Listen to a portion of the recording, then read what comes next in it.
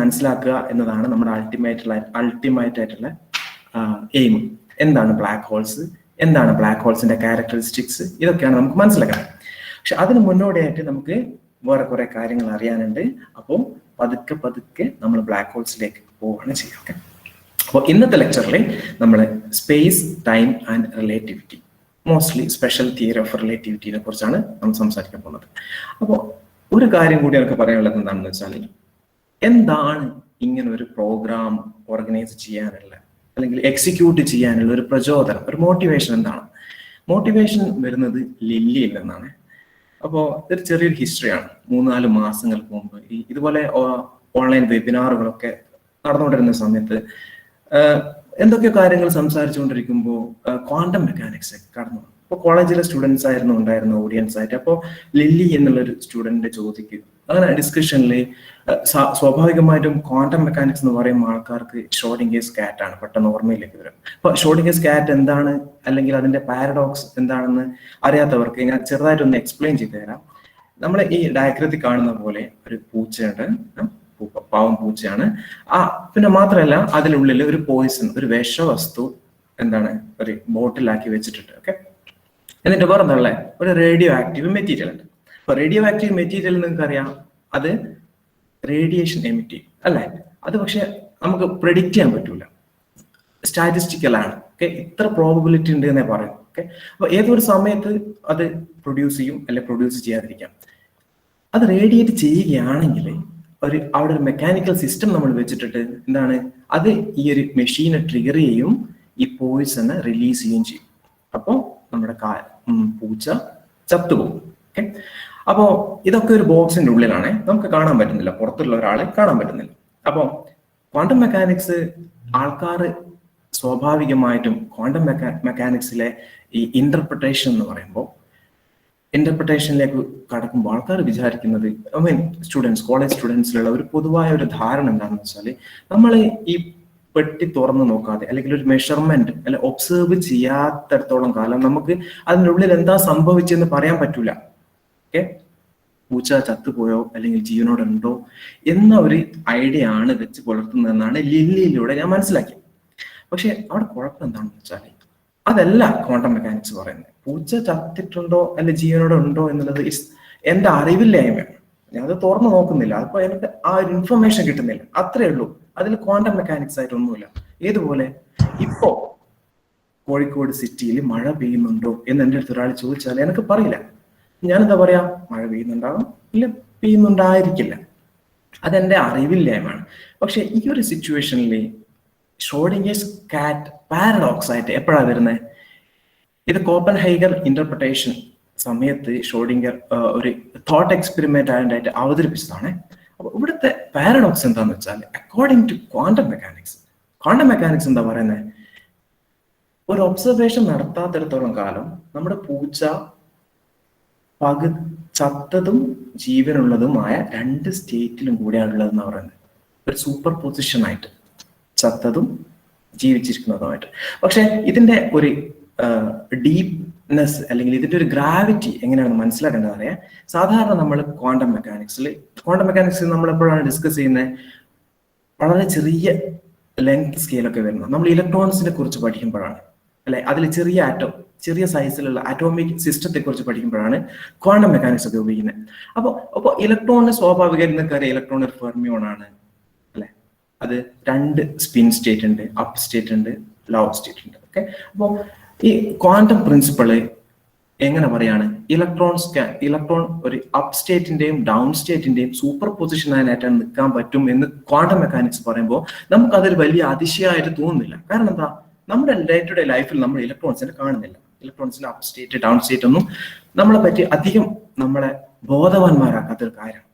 പക്ഷെ ഒരു കാറ്റിലൂടെ നമ്മുടെ ഡേ ടു ഡേ ലൈഫിൽ എക്സ്പീരിയൻസ് ചെയ്യുന്ന ഒരു കാറ്റിലൂടെ ഈ ഒരു ക്വാണ്ടം മെക്കാനിക്സിന്റെ ഈ ഒരു എന്താ പറയുക പ്രിൻസിപ്പിൾ അവതരിപ്പിക്കുമ്പോഴാണ് ഇതിന്റെ ഗ്രാവിറ്റി വരുന്നത്. ഓക്കെ, നമ്മുടെ ഇൻറ്റ്യൂഷൻ പ്രകാരം cat cannot be at same position of being alive and dead at the same time, right?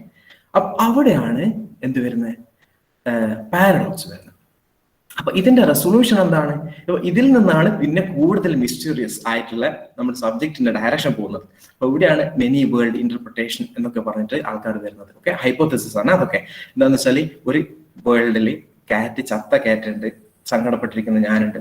അതേസമയം വേറൊരു ലോകത്തില് ജീവിച്ചിരിക്കുന്ന കാറ്റുണ്ട്, ഹാപ്പി ആയിരിക്കുന്ന ഞാനൊക്കെ ഉള്ള, അങ്ങനെ മെനി വേൾഡ് ഇന്റർപ്രിട്ടേഷൻ എന്നൊക്കെ പറയുന്നത്. പക്ഷെ നമ്മൾ അതിലേക്കൊന്നും പോകുന്നില്ല. ഇവിടെ ഉള്ള ടേക്ക് ഹോം മെസ്സേജ് എന്താണെന്ന് വെച്ചാൽ, ലില്ലി ഈ ഒരു കാര്യം എക്സ്പ്ലെയിൻ ചെയ്യുമ്പോൾ എനിക്ക് മനസ്സിലായത്, നമ്മൾ കാര്യങ്ങൾ പെർസീവ് ചെയ്യുന്നത്, ഫിസിക്സ് നമ്മൾ പഠിക്കുമ്പോൾ നമ്മൾ ഉൾക്കൊള്ളുന്നത് പലപ്പോഴും എന്താണോ അതിൽ കമ്മ്യൂണിക്കേറ്റ് ചെയ്യാൻ ശ്രമിക്കുന്നത്, ഫിസിക്കൽ പ്രിൻസിപ്പിൾ അതിലേക്ക് എത്തുന്നില്ല എന്നൊരു കാര്യമാണ്. ഇതിന്റെ കാരണം എന്താണെന്ന് ഞാൻ കുറെ ആലോചിച്ചപ്പോൾ, നമ്മുടെ തിങ്കിങ് പ്രോസസ്സിൽ നമ്മൾ പറയാം ഫിസിക്സ് പഠിക്കുക എന്ന് പറയുന്നതിന് പകരം വി ഡു ഫിസിക്സ് എന്ന് പറയാം. നമ്മൾ ഫിസിക്സ് ചെയ്യുകയാണ്. അപ്പൊ നമ്മുടെ ചിന്തകളിലേക്ക് ഈ ഫിസിക്സിനെ കൊണ്ടുവരുമ്പോഴാണ് നമുക്ക് കാര്യങ്ങൾ കൃത്യമായിട്ട് മനസ്സിലാകുന്നത്. അതുകൊണ്ടാണ് ലില്ലിക്ക് ഈ ഒരു കൺഫ്യൂഷൻ ഉണ്ടായത്, അല്ലെ? അപ്പോൾ ഈ ഒരു ഇത്തരത്തില് കുറെ മിസ്റ്റീരിയസ് ആയിട്ട് കുറെ ഇൻട്രസ്റ്റിംഗ് ആയിട്ടുള്ള പല പ്രിൻസിപ്പിൾസും ഫിസിക്സിന്റെ പല ഭാഗങ്ങളിലായിട്ടുണ്ട്. ഓക്കെ, അതിലൊന്നാണ് നമ്മുടെ ഷോർട്ട് കോഴ്സ് കൊണ്ട് നമ്മൾ ഉദ്ദേശിക്കുന്നത്, എന്ത്? ബ്ലാക്ക് ഹോൾസിനെ അറിയാവുന്നത്.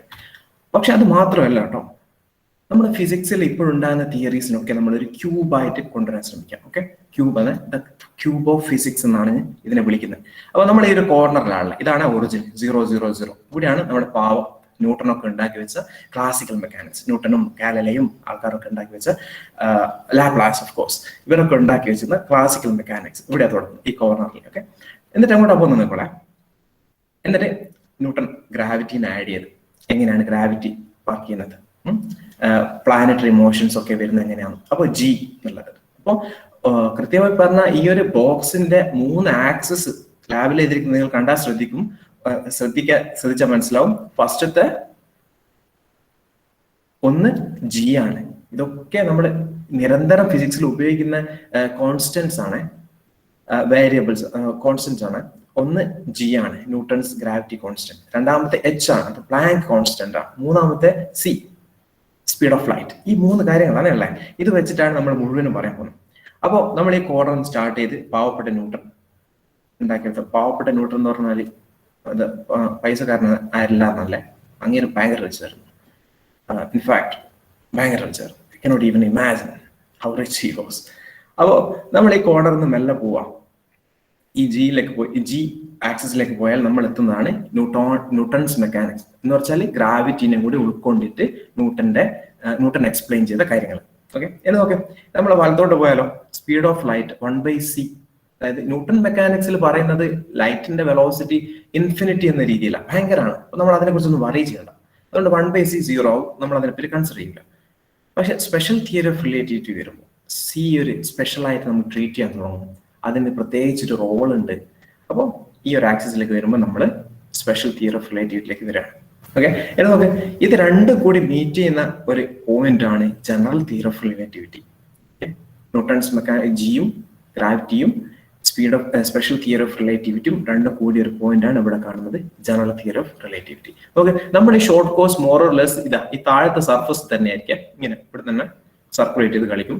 നമ്മൾ we are expected to see black hole somewhere here.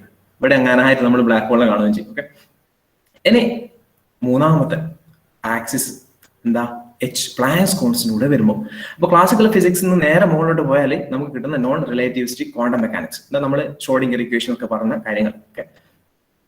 പിന്നെ ഇതും അതിന്റെ കൂടെ സ്പെഷ്യൽ തിയറി ഓഫ് റിലേറ്റിവിറ്റി കൂടി വരുമ്പോഴാണ് നമുക്ക് QFT, ക്വാണ്ടം ഫീൽഡ് തിയറി കിട്ടുന്നത്. ഓക്കെ, പിന്നെ അതിന്റെ കൂടെ ഗ്രാവിറ്റിയും കൂടെ ആഡ് ചെയ്താണ് നമുക്ക് ഇതുവരെ മനസ്സിലാവാത്ത ഒരു സാധനം ഉണ്ട് ഇവിടെ, ക്വാണ്ടം ഗ്രാവിറ്റി. നമുക്ക് അതിനെപ്പറ്റി ഒരു ഐഡിയ ഇല്ല കേട്ടോ. അപ്പൊ നമ്മുടെ ക്യൂബ് എന്ന് പറഞ്ഞാൽ കംപ്ലീറ്റ് ക്യൂബ് ആയിട്ടില്ല, പകുതി ആയിട്ടേ ഉള്ളൂ. ഇതൊക്കെ കൂടി വരുന്ന ഈ കോർണറാണ് തിയറി ഓഫ് എവറിഥിങ്. അവിടെയാണ് സ്പെഷ്യൽ തിയറി ഓഫ് റിലേറ്റിവിറ്റിയും ഗ്രാവിറ്റിയും ക്വാണ്ടം മെക്കാനിക്സും ഒക്കെ കൂടിയിട്ടുള്ള പോയിന്റ്. നമ്മൾക്ക് ഇവിടേക്ക് എത്തണം, അതാണ് നമ്മുടെ അൾട്ടിമേറ്റ് ഗോൾ. അതേ നോക്ക്, നമ്മൾ ഈ കോർണറിൽ നിന്ന് അവിടേക്ക് എത്തുക വേണ്ടേ. അപ്പോൾ നമ്മുടെ ഈ ഷോർട്ട് കോഴ്സിൽ നമ്മൾ താഴത്തെ ഫേസിൽ ഇങ്ങനെ സർക്കുലേറ്റ് ചെയ്തായിരിക്കും. ഓക്കെ, സോ അങ്ങനെയാണ് നമ്മുടെ ക്യൂബ് ഓഫ് ഫിസിക്സിനെ നമ്മളെ പരിചയപ്പെടുത്തുന്നത്. ഓൾറൈറ്റ്, അപ്പൊ നമുക്ക് ന്യൂട്ടൺ മെക്കാനിക്സ് നിന്ന് തുടങ്ങാം. ഓൾറൈറ്റ്. അപ്പൊ എന്താ ന്യൂട്ടൺസ് 3 ലോസ് ഓഫ് മോഷൻ പറഞ്ഞിട്ടുണ്ട്. ചെറുതായിട്ട് സ്കിപ്പ് ചെയ്ത് പോകും. ഓക്കെ, അപ്പോൾ ആദ്യത്തെ ലോ പറഞ്ഞ ഫസ്റ്റ് ലോ ഓഫ് മോഷൻ എന്താ? With no outside force a stationary object will not move. Okay, അത്ര വലിയ കുഴപ്പമൊന്നുമില്ല. നമ്മൾ ഡേ ടു ഡേ ലൈഫിൽ കാണുന്നത്, അനുഭവിക്കുന്നത്. അല്ലെ, പ്രത്യേകിച്ച് നമ്മളൊന്നും ചെയ്തിട്ടില്ലെങ്കിൽ ഞാൻ ഈ ടേബിളിൽ വെക്കുന്ന എൻ്റെ ഫോൺ അവിടെ തന്നെ ഉണ്ടാവും, എവിടെ പോകത്തില്ല. രണ്ടാമത്തെ കാര്യം, നമ്മൾ ഒരു കോൺസ്റ്റന്റ് ആയിട്ട് മൂവ് ചെയ്യുന്ന ഒരു ബോഡിയിൽ പ്രത്യേകിച്ച് വേറൊരു ഫോഴ്സ് അപ്ലൈ ചെയ്തിട്ടില്ലെങ്കിൽ അത് കോൺസ്റ്റന്റ് ആയിട്ട് മൂവ് ചെയ്തുകൊണ്ടേ. ഈ 2 കാര്യങ്ങളാണ് ഫസ്റ്റ് ലോയിൽ പറയുന്നത്. കുഴപ്പമില്ല. രണ്ടാമത്തെ ലോ പറയുന്നത് നമ്മളൊരു ഫോഴ്സ് അപ്ലൈ ചെയ്യുമ്പോൾ ഒരു വസ്തുവിലെ ആക്സിലറേഷൻ ഉണ്ടാവുന്ന. ഓക്കെ, F = ma എന്ന് ആൾക്കാർ പൊതുവെ എല്ലാവർക്കും അറിയാൻ പറ്റുന്ന ഒരു ലോ ആയിരിക്കും ഇത്. F = ma. ഓക്കെ, ഇവിടെ ശ്രദ്ധിച്ചാൽ മനസ്സിലാവും, ഞാൻ എമ്മിന്റെ താഴെ ഒരു I ഇട്ട് വെച്ചിട്ടുണ്ട്. I ഇനേർഷ്യനെ കാണിക്കുന്നതാണ്. ഞാനിത് മാസ്, ഇനേർഷ്യൽ മാസ് എന്ന് വിളിക്കും. അപ്പൊ അത് ഞാൻ കുറച്ച് മനഃപൂർവ്വം ചെയ്തതാണ്. കുറച്ച് കഴിഞ്ഞ് അങ്ങോട്ട് എത്തുമ്പോൾ അല്ലെങ്കിൽ അടുത്ത ലെക്ചറിൽ ഈ ഐന്റെ പ്രാധാന്യം നമ്മൾ മനസ്സിലാക്കും. ഫോർ ദ ടൈം ബീയിങ് ഇപ്പൊ നിങ്ങൾ F = ma എന്നുള്ള കാര്യത്തിന് പറഞ്ഞു. ഓക്കെ, അപ്പോൾ ഒരു ഫോഴ്സ് അപ്ലൈ ചെയ്യുമ്പോൾ നമ്മുടെ വസ്തുവിന്റെ വെലോസിറ്റിയിൽ വ്യത്യാസം ഉണ്ടാവും, അല്ലെങ്കിൽ ആക്സിലറേഷൻ ഉണ്ടാവും. ആക്സിലറേഷൻ എന്ന് പറഞ്ഞാൽ വെലോസിറ്റിയിലുള്ള വ്യത്യാസമാണ്, നിങ്ങൾക്കറിയാം. മൂന്നാമത്തെ ലോ എന്ന് പറഞ്ഞാൽ ഒരു action, for every action there is equal and opposite reaction. Okay, അപ്പൊ നമ്മുടെ ബലൂണ്, ഊതി വിറപ്പിച്ച ബലൂണ് നമ്മൾ റിലീസ് ചെയ്താൽ മുകളിലേക്ക് പോകും, അല്ലെങ്കിൽ ഒരു ഡയറക്ഷനിലേക്ക് പോകും. എന്തുകൊണ്ടാണ്? അതിൽ നിന്ന് എയർ പുറത്തേക്ക് പോകുമ്പോൾ അതിന്റെ റിസൾട്ടന്റ് ആയിട്ട് ഈക്വൽ ആൻഡ് ഓപ്പോസിറ്റ് ഫോഴ്സ് ബലൂണിൽ ആക്ട് ചെയ്യും, അത് ഓപ്പോസിറ്റ് ഡയറക്ഷനിൽ പോവുകയും ചെയ്യും. ഇത് തന്നെയാണ് നമ്മൾ റോക്കറ്റ് പോകുന്നതിന്റെ പ്രിൻസിപ്പിൾ. റോക്കറ്റ് പ്രൊപ്പൽഷനിലും വേറൊന്നുമല്ല. ഓക്കെ, നമ്മൾ സാധാരണ പറയും it's not a rocket physics എന്ന് പറയും, അല്ലെ, റോക്കറ്റ് സയൻസ് അല്ല എന്ന് പറയും. പക്ഷെ റോക്കറ്റ് സയൻസ് എന്ന് പറഞ്ഞാൽ ഇത്രയേ ഉള്ളൂ. എന്താ കാര്യം എന്ന് വെച്ചാല് നമ്മുടെ റോക്കറ്റിൽ ഗ്യാസ് ഭയങ്കര ശക്തിയിൽ പുറത്തേക്ക് തള്ളുമ്പോൾ അതിന്റെ ഒരു ത്രസ്റ്റ് ഉണ്ട്, അപ്വേർഡ് ത്രസ്റ്റ് കൊണ്ടാണ് റോക്കറ്റ് മുകളിലോട്ട് പോകുന്നത്. It is exactly what is rocket science is. അങ്ങനെ ന്യൂട്ടൺ 3 ലോസ് ഓഫ് മോഷൻ ഉണ്ടാക്കി വെച്ചേ.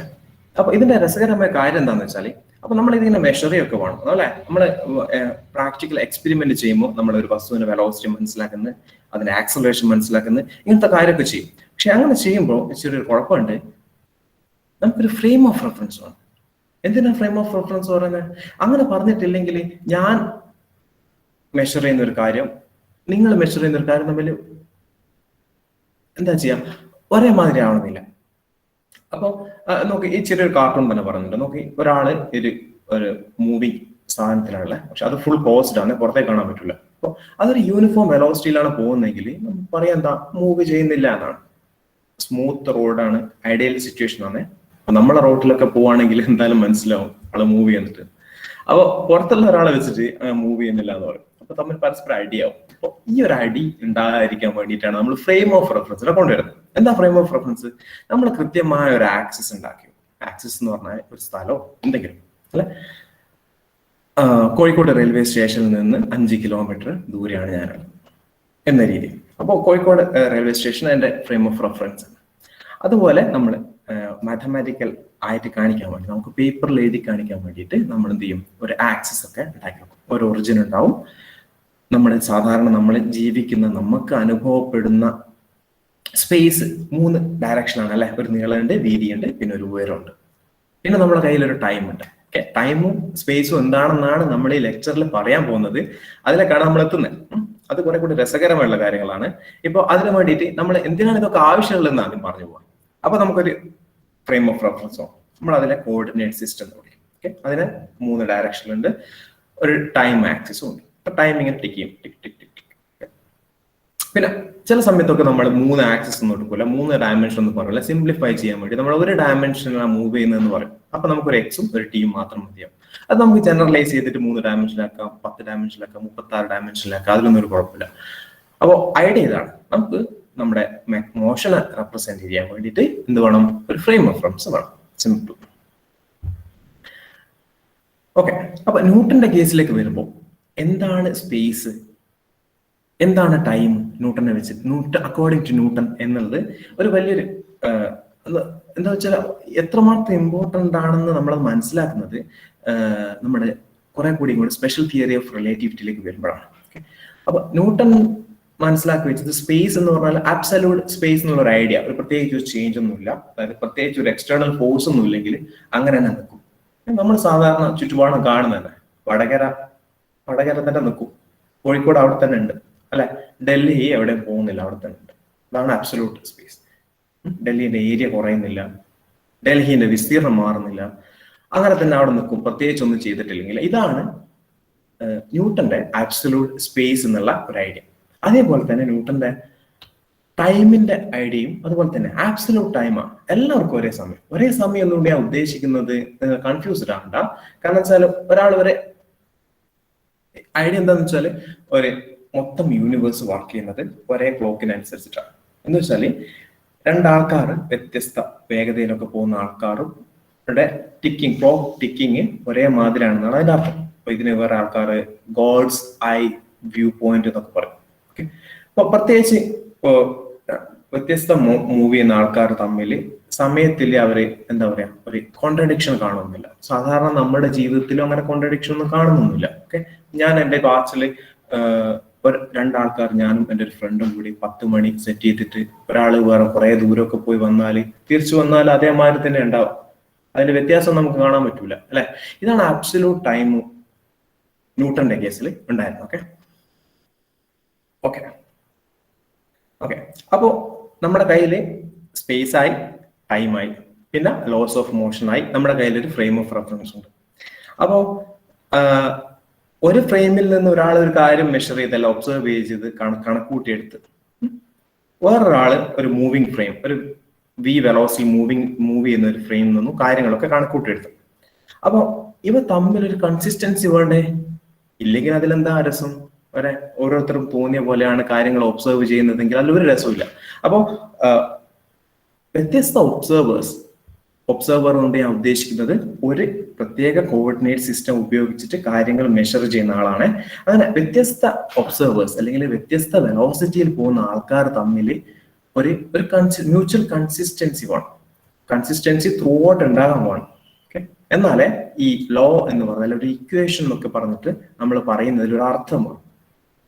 അപ്പൊ അവിടെയാണ് ഗാലലിയൻ ട്രാൻസ്ഫോർമേഷൻസ് എന്ന് പറയുന്നത്. അപ്പോൾ ഒരു വസ്തുവിന്റെ പൊസിഷൻ എക്സ് എന്നുള്ള ഒരു പൊസിഷൻ അല്ലെങ്കിൽ എവിടെയാണ് ഉള്ളത് എന്നത് ഒരാൾ മെഷർ ചെയ്യുകയാണെങ്കിൽ, ഓക്കെ, രണ്ടാൾക്കാർ മെഷർ ചെയ്യണം. ആരൊക്കെയാ? ഒരാൾ ചുമ്മാ ഇരിക്കുന്ന ഒരാൾ, സ്റ്റേഷനറി ഒബ്സർവർ എന്ന് പറയും.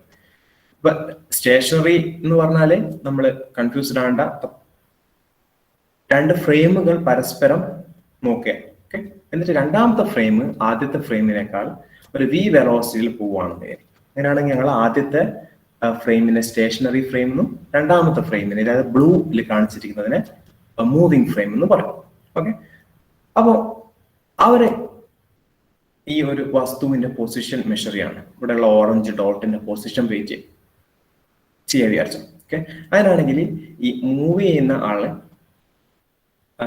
മെഷർ ചെയ്യുമ്പോൾ കിട്ടുന്നത് മൂവ് ചെയ്യാതെ സ്റ്റേഷനറി നിൽക്കുന്ന ആളും മെഷർ ചെയ്യുന്നതിൽ വ്യത്യാസം ഉണ്ടാവും. അപ്പൊ എങ്ങനെയാണ് ഇത് വ്യത്യാസപ്പെട്ടിരിക്കുന്നത്, എങ്ങനെയാണ് ഈ റിലേറ്റ് ചെയ്തിരിക്കുന്നത് എന്നാണ് ഗാലലിയോ പറയുന്നത്. ഓക്കെ, അപ്പോൾ നിങ്ങൾക്ക് അറിയാവുന്ന കാര്യമാണ്, സിമ്പിൾ ആണ്. നമ്മളെ ഡേ ടു ഡേ ലൈഫിൽ നമ്മൾ അറിഞ്ഞോ അറിയാതെയോ ഉപയോഗിക്കുന്നത് കൂടിയാണ് അല്ലെ. അപ്പോൾ എക്സ് പ്രൈം അല്ലെങ്കിൽ ഈ മൂവ് ചെയ്യുന്ന ഫ്രെയിമിലുള്ള ആള് മെഷർ ചെയ്യുന്നത്, സ്റ്റേഷനറി ആയിട്ട് നിൽക്കുന്ന ആള് മെഷർ ചെയ്യുന്നത് മൈനസ് വി ടി ആയി. ഈ വി എന്ന് പറഞ്ഞാൽ വെലോസിറ്റി ഓഫ് ഫ്രെയിം ആണ്. വി വെലോസിറ്റി ആണ്, ടി ടൈം ആണ്. വെലോസിറ്റി എന്ന് പറഞ്ഞാൽ ഡിസ്റ്റൻസ് ബൈ ടൈം ആണല്ലോ. ഈ ടൈം ക്യാൻസൽ ചെയ്താൽ ഇതൊരു ഡിസ്റ്റൻസ് പോലെ തന്നെ ആക്ട് ചെയ്യാം. So we T is actually A distance.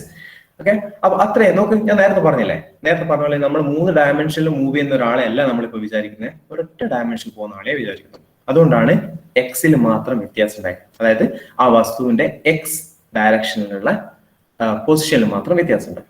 അപ്പൊ വൈയും സെറ്റും അതുപോലെ തന്നെ ഉണ്ടാവും. ഈ നാലാമത് എഴുതിയ കാര്യം T prime equal to T, അതാണ് നേരത്തെ പറഞ്ഞ ആബ്സല്യൂട്ട് ടൈം എന്നതിന്റെ ഏറ്റവും മാത്തമാറ്റിക്കൽ വേർഷൻ. അതായത് എത്ര വെലോസിറ്റിയിൽ വ്യത്യാസം ഉണ്ടായാലും ഈ സമയം രണ്ടാൾക്കാർക്കും ഒരേപോലെയാണ്.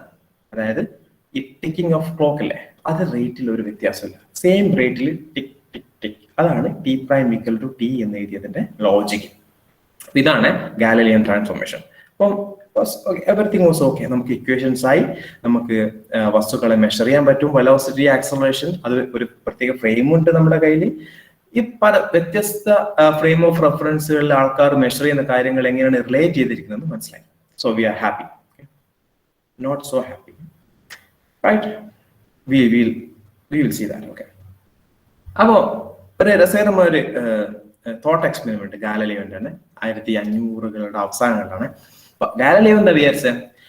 ഗാലലിയോ എങ്ങനെയാണ് ഈ ഇക്വേഷൻസ് ഇല്ലേ, എങ്ങനെയാണ് ഈ ട്രാൻസ്ഫോർമേഷൻ ഇക്വേഷൻസിലേക്ക് എത്തിയെന്നതിന്റെ ഉദാഹരണം. അപ്പൊ ഗാലലിയോ ഇരുന്നിട്ട് ഇങ്ങനെ ആലോചിച്ചു, ഓക്കെ, ഞാൻ ഒരു കപ്പലിലേക്ക് കയറിയിട്ട് ഇങ്ങനെ പോവാണ്, ഡീപ് സീ ഓഷ്യനിലേക്ക് പോവാണ്.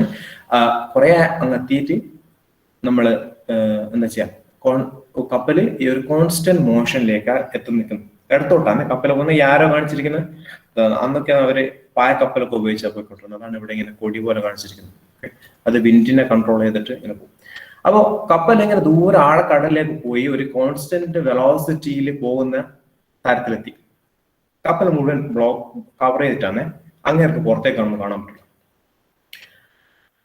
ഓക്കെ, എന്നിട്ട് ഒരു ബോൾ എടുത്തിട്ട് മുകളിലോട്ട് എറിയാണ്. എറിഞ്ഞാൽ എന്താ സംഭവിക്കുമെന്നാണ് ഇങ്ങനെ ആലോചിച്ചത്. ആലോചിച്ച് ടി എന്നൊരു പൊസിഷനിൽ ബോൾ ഡ്രോപ്പ് ചെയ്താൽ അത് നേരെ താഴെ വന്ന് വീഴും. ഏതുപോലെ കപ്പൽ പോർട്ടിലാണുള്ള, സ്റ്റേഷനറി ആണ്, അല്ലെങ്കിൽ കരയിൽ നിന്ന് ചെയ്യുന്ന അതേ മാത്രം ഒരു വ്യത്യാസവും തോന്നില്ല. പക്ഷെ ഇൻഫാക്ട് കപ്പൽ മൂവ് ചെയ്യുന്നുണ്ട്, അല്ലെ? മൂവ് ചെയ്യുന്നുണ്ടെന്ന് അങ്ങേർക്ക് അറിയാം, ഒരു വ്യത്യാസം ഉണ്ടാവില്ല. മാത്രമല്ല, അങ്ങേരെ അവിടെയുള്ള ചെറിയൊരു വിൻഡോ ഓപ്പൺ ചെയ്ത് നോക്കുകയാണെങ്കിൽ അങ്ങേർക്ക് ഫിഷസിനെ കാണാൻ പറ്റും. അപ്പോൾ ഫിഷ് എങ്ങനെയാണ് ഇതിനെ നോക്കി കാണുന്നത് എന്ന് അങ്ങേരെ ആലോചിച്ചു. എങ്ങനെ കാണാം? ഫിഷ് നോക്കുമ്പോൾ ഇതിന് വെർട്ടിക്കൽ മോഷൻ മാത്രമല്ല, ബോൾ താഴോട്ട് മാത്രമല്ല വരുന്നത്, ബോളിന് ഒരു ഹൊറിസോണ്ടൽ മോഷൻ കൂടി ഉണ്ടാവും, അല്ലെ? ഓക്കെ, നിങ്ങളൊന്ന് ആലോചിക്കുക, ഫിഷ് എന്താ കാണാം? ഫിഷ് കാണുമ്പോൾ ബോൾ താഴോട്ട് വീഴുന്നു. ഈ ബോൾ താഴോട്ട് വീഴുമ്പോൾ ഫിഷിനെ അപേക്ഷിച്ച് കപ്പലും മൂവ് ചെയ്യുന്നുണ്ട്. അപ്പൊ ബോളും കുറച്ച് അങ്ങോട്ടേക്ക് മൂവ് ചെയ്തിട്ടാണ് വീഴുക, അല്ലെ? അപ്പൊ ഇങ്ങനെയാണ് ഈ ഒരു തോട്ട് എക്സ്പെരിമെന്റ് ആണ് ഈ ഗാലലിയോന്റെ ഈ ഇക്വേഷൻസിലേക്ക് എത്തിച്ചതെന്ന് ഒരു ഹിസ്റ്ററി. പക്ഷെ ഹാപ്പി അല്ല നമ്മളെ. എന്താ കുഴപ്പം വന്നേ? നമ്മളിപ്പോഴും പറയുന്നത് സാധാരണ വസ്തുക്കളുടെ മോഷനും കാര്യങ്ങളൊക്കെ പറ്റിയിട്ടാണ്. ഓക്കെ, പിന്നെയാണ് മാക്സ്വെൽസ് ഇലക്ട്രോ മാഗ്നറ്റിക് തിയറി വന്നത്. എന്താ ഇലക്ട്രോ മാഗ്നറ്റിക് തിയറി പറയുന്നത്? ഇലക്ട്രോ മാഗ്നറ്റിക് തിയറി ലൈറ്റിനെ കുറിച്ചാണ് പഠിക്കുന്നത്. എങ്ങനെയാ ലൈറ്റ് ഉണ്ടാകുന്നത്? ലൈറ്റ് ഉണ്ടാകുന്നത് വലിയ കാര്യമൊന്നുമില്ല. എന്താ, നമ്മളൊരു ഇലക്ട്രോണെ പിടിച്ച് ഷെയ്ക്കുക, ഇലക്ട്രോണെ പിടിച്ച് ഷെയ്ക്ക് ചെയ്താൽ ലൈറ്റ് ഉണ്ടാവും. ഏതൊരു ഓസിലേറ്റിംഗ് ചാർജ്ഡ് പാർട്ടിക്കിളും ലൈറ്റിനെ പ്രൊഡ്യൂസ് ചെയ്യും. നമ്മളിപ്പോൾ ഇവിടെ കാണുന്ന, ചുറ്റും കാണുന്ന ലൈറ്റ്സ് ഒക്കെ ഓസിലേറ്റിംഗ് ഇലക്ട്രോൺസ് എന്ന് വരുന്ന ലൈറ്റാണ്. ഓക്കെ, അപ്പൊ എന്താ ശരിക്കും ലൈറ്റ് വരുമ്പോൾ? ലൈറ്റ് എന്ന് പറഞ്ഞാല് ഒരു ഇലക്ട്രിക് ഫീൽഡ് ഉണ്ട്, changing electric field and changing magnetic field, both are perpendicular to each other. അപ്പോൾ ലൈറ്റ് മൂവ് ചെയ്യുന്നതോ ഇത് രണ്ടിനും പെർപെൻഡിക്കുലർ ആയിട്ടുള്ള ഒരു ഡയറക്ഷൻ ആണ് ഇത് പ്രൊപ്പഗേറ്റ് ചെയ്യുന്നത്. ഓക്കെ, അപ്പോൾ നമുക്കൊരു എന്താ പറയുക, മുകളിലോട്ട് ഇലക്ട്രിക് ഫീൽഡ് ഇങ്ങനെ ഓസിലേറ്റ് ചെയ്യുന്നു, അതിന് പെർപെൻഡിക്കുലർ ആയിട്ട് മാഗ്നറ്റിക് ഫീൽഡ് ഓസിലേറ്റ് ചെയ്യുന്നു, ഇത് രണ്ടിനും പെർപെൻഡിക്കുലർ ആയിട്ട് ലൈറ്റ് മൂവ് ചെയ്യുന്നു. ഇതാണ് ഐഡിയ. പക്ഷെ ഇതിന്റെ രസകരമായ കാര്യം എന്താണെന്ന് വെച്ചാൽ ലൈറ്റിന് മൂവ് ചെയ്യാൻ പ്രത്യേകിച്ച് മീഡിയം ഒന്നും വേണമെന്നില്ല.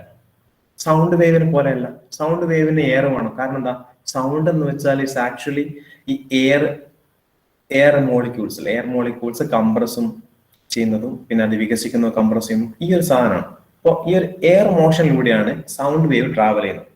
വെള്ളത്തില് നമ്മളൊരു ഡ്രോപ്പ് ഇട്ടാൽ അതിൽ വെള്ളത്തില് എന്താ പറയാ, ഓളങ്ങൾ ഉണ്ടാകുന്നില്ല, അതേമാതിരി. പക്ഷെ ലൈറ്റ് അങ്ങനെ അല്ല കേട്ടോ. അതിന് ഭയങ്കര കൂടിയ വെലോസിറ്റിയിലാണ് പോകുന്നത് എന്ന് ആൾക്കാർക്ക് പണ്ടേ മനസ്സിലായിരുന്നു.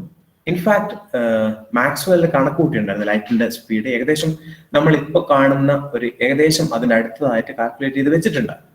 അപ്പോഴാണ് ഈ ഗാലീലിയോ ന്യൂട്ടൺ തിയറി ഒക്കെ വെച്ചിട്ട് ഈ റിലേറ്റീവ് വെലോസിറ്റി ഓഫ് ഒബ്ജക്റ്റിനെ കുറിച്ച് പഠിക്കുമ്പോൾ ഈ പറയുന്ന ലൈറ്റിന്റെ വെലോസിറ്റി ഇത്ര high velocity with respect to what എന്നുള്ളൊരു ക്വസ്റ്റ്യൻ വന്നു. ഓക്കെ, ഈ ഒരു ക്വസ്റ്റ്യൻ ആൻസർ ചെയ്യാൻ വേണ്ടിയിട്ടാണ് 1800കളുടെ അവസാനത്തിൽ മൈക്കൽസൺ മോഡൽ, നിങ്ങൾ സാധാരണ സ്പെഷ്യൽ തിയറി പഠിക്കുമ്പോൾ ആരും സ്കിപ്പ് ചെയ്യാത്തൊരു രസകരമായ ഒരു എക്സ്പെരിമെന്റ് ആയിരുന്നു. രണ്ട് തരത്തിലാണ് ഇത് രസകരമാവുന്നത്. ഒന്ന് ഇതിന്റെ ഐഡിയയും പിന്നെ രണ്ടാമത് ഇതിന്റെ എക്സിക്യൂഷനും, രണ്ടും സൂപ്പർബാണ്.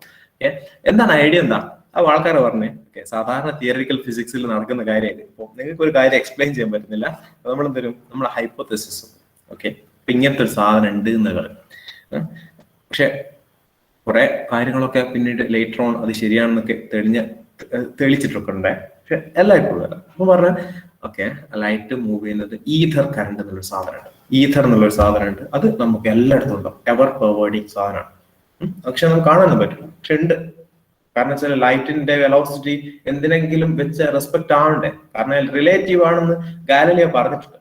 അപ്പൊ എന്തോ ഒരു സാധനം ഉണ്ട്, അതിനെ നമ്മൾ ഈഥർ എന്ന് വിളിക്കുക. അത് എല്ലാ സ്ഥലത്തും ഉണ്ട്, ഒരു പ്രത്യേക ഡയറക്ഷൻ ഒക്കെ ഉണ്ടാവുമല്ലോ അതിന്. അപ്പോഴാണ് ആൾക്കാർ അന്വേഷിച്ച് നോക്ക്, നമ്മളെ ഇങ്ങനെയാണ് നമ്മുടെ സോളാർ സിസ്റ്റം നമ്മുടെ പ്ലാനറ്റ് ഇങ്ങനെയാണ്. സൂര്യൻ അവിടെ ഉണ്ട്, അതിന് ചുറ്റും എർത്ത് ഇങ്ങനെ കറങ്ങിക്കൊണ്ടിരിക്കുകയാണ്.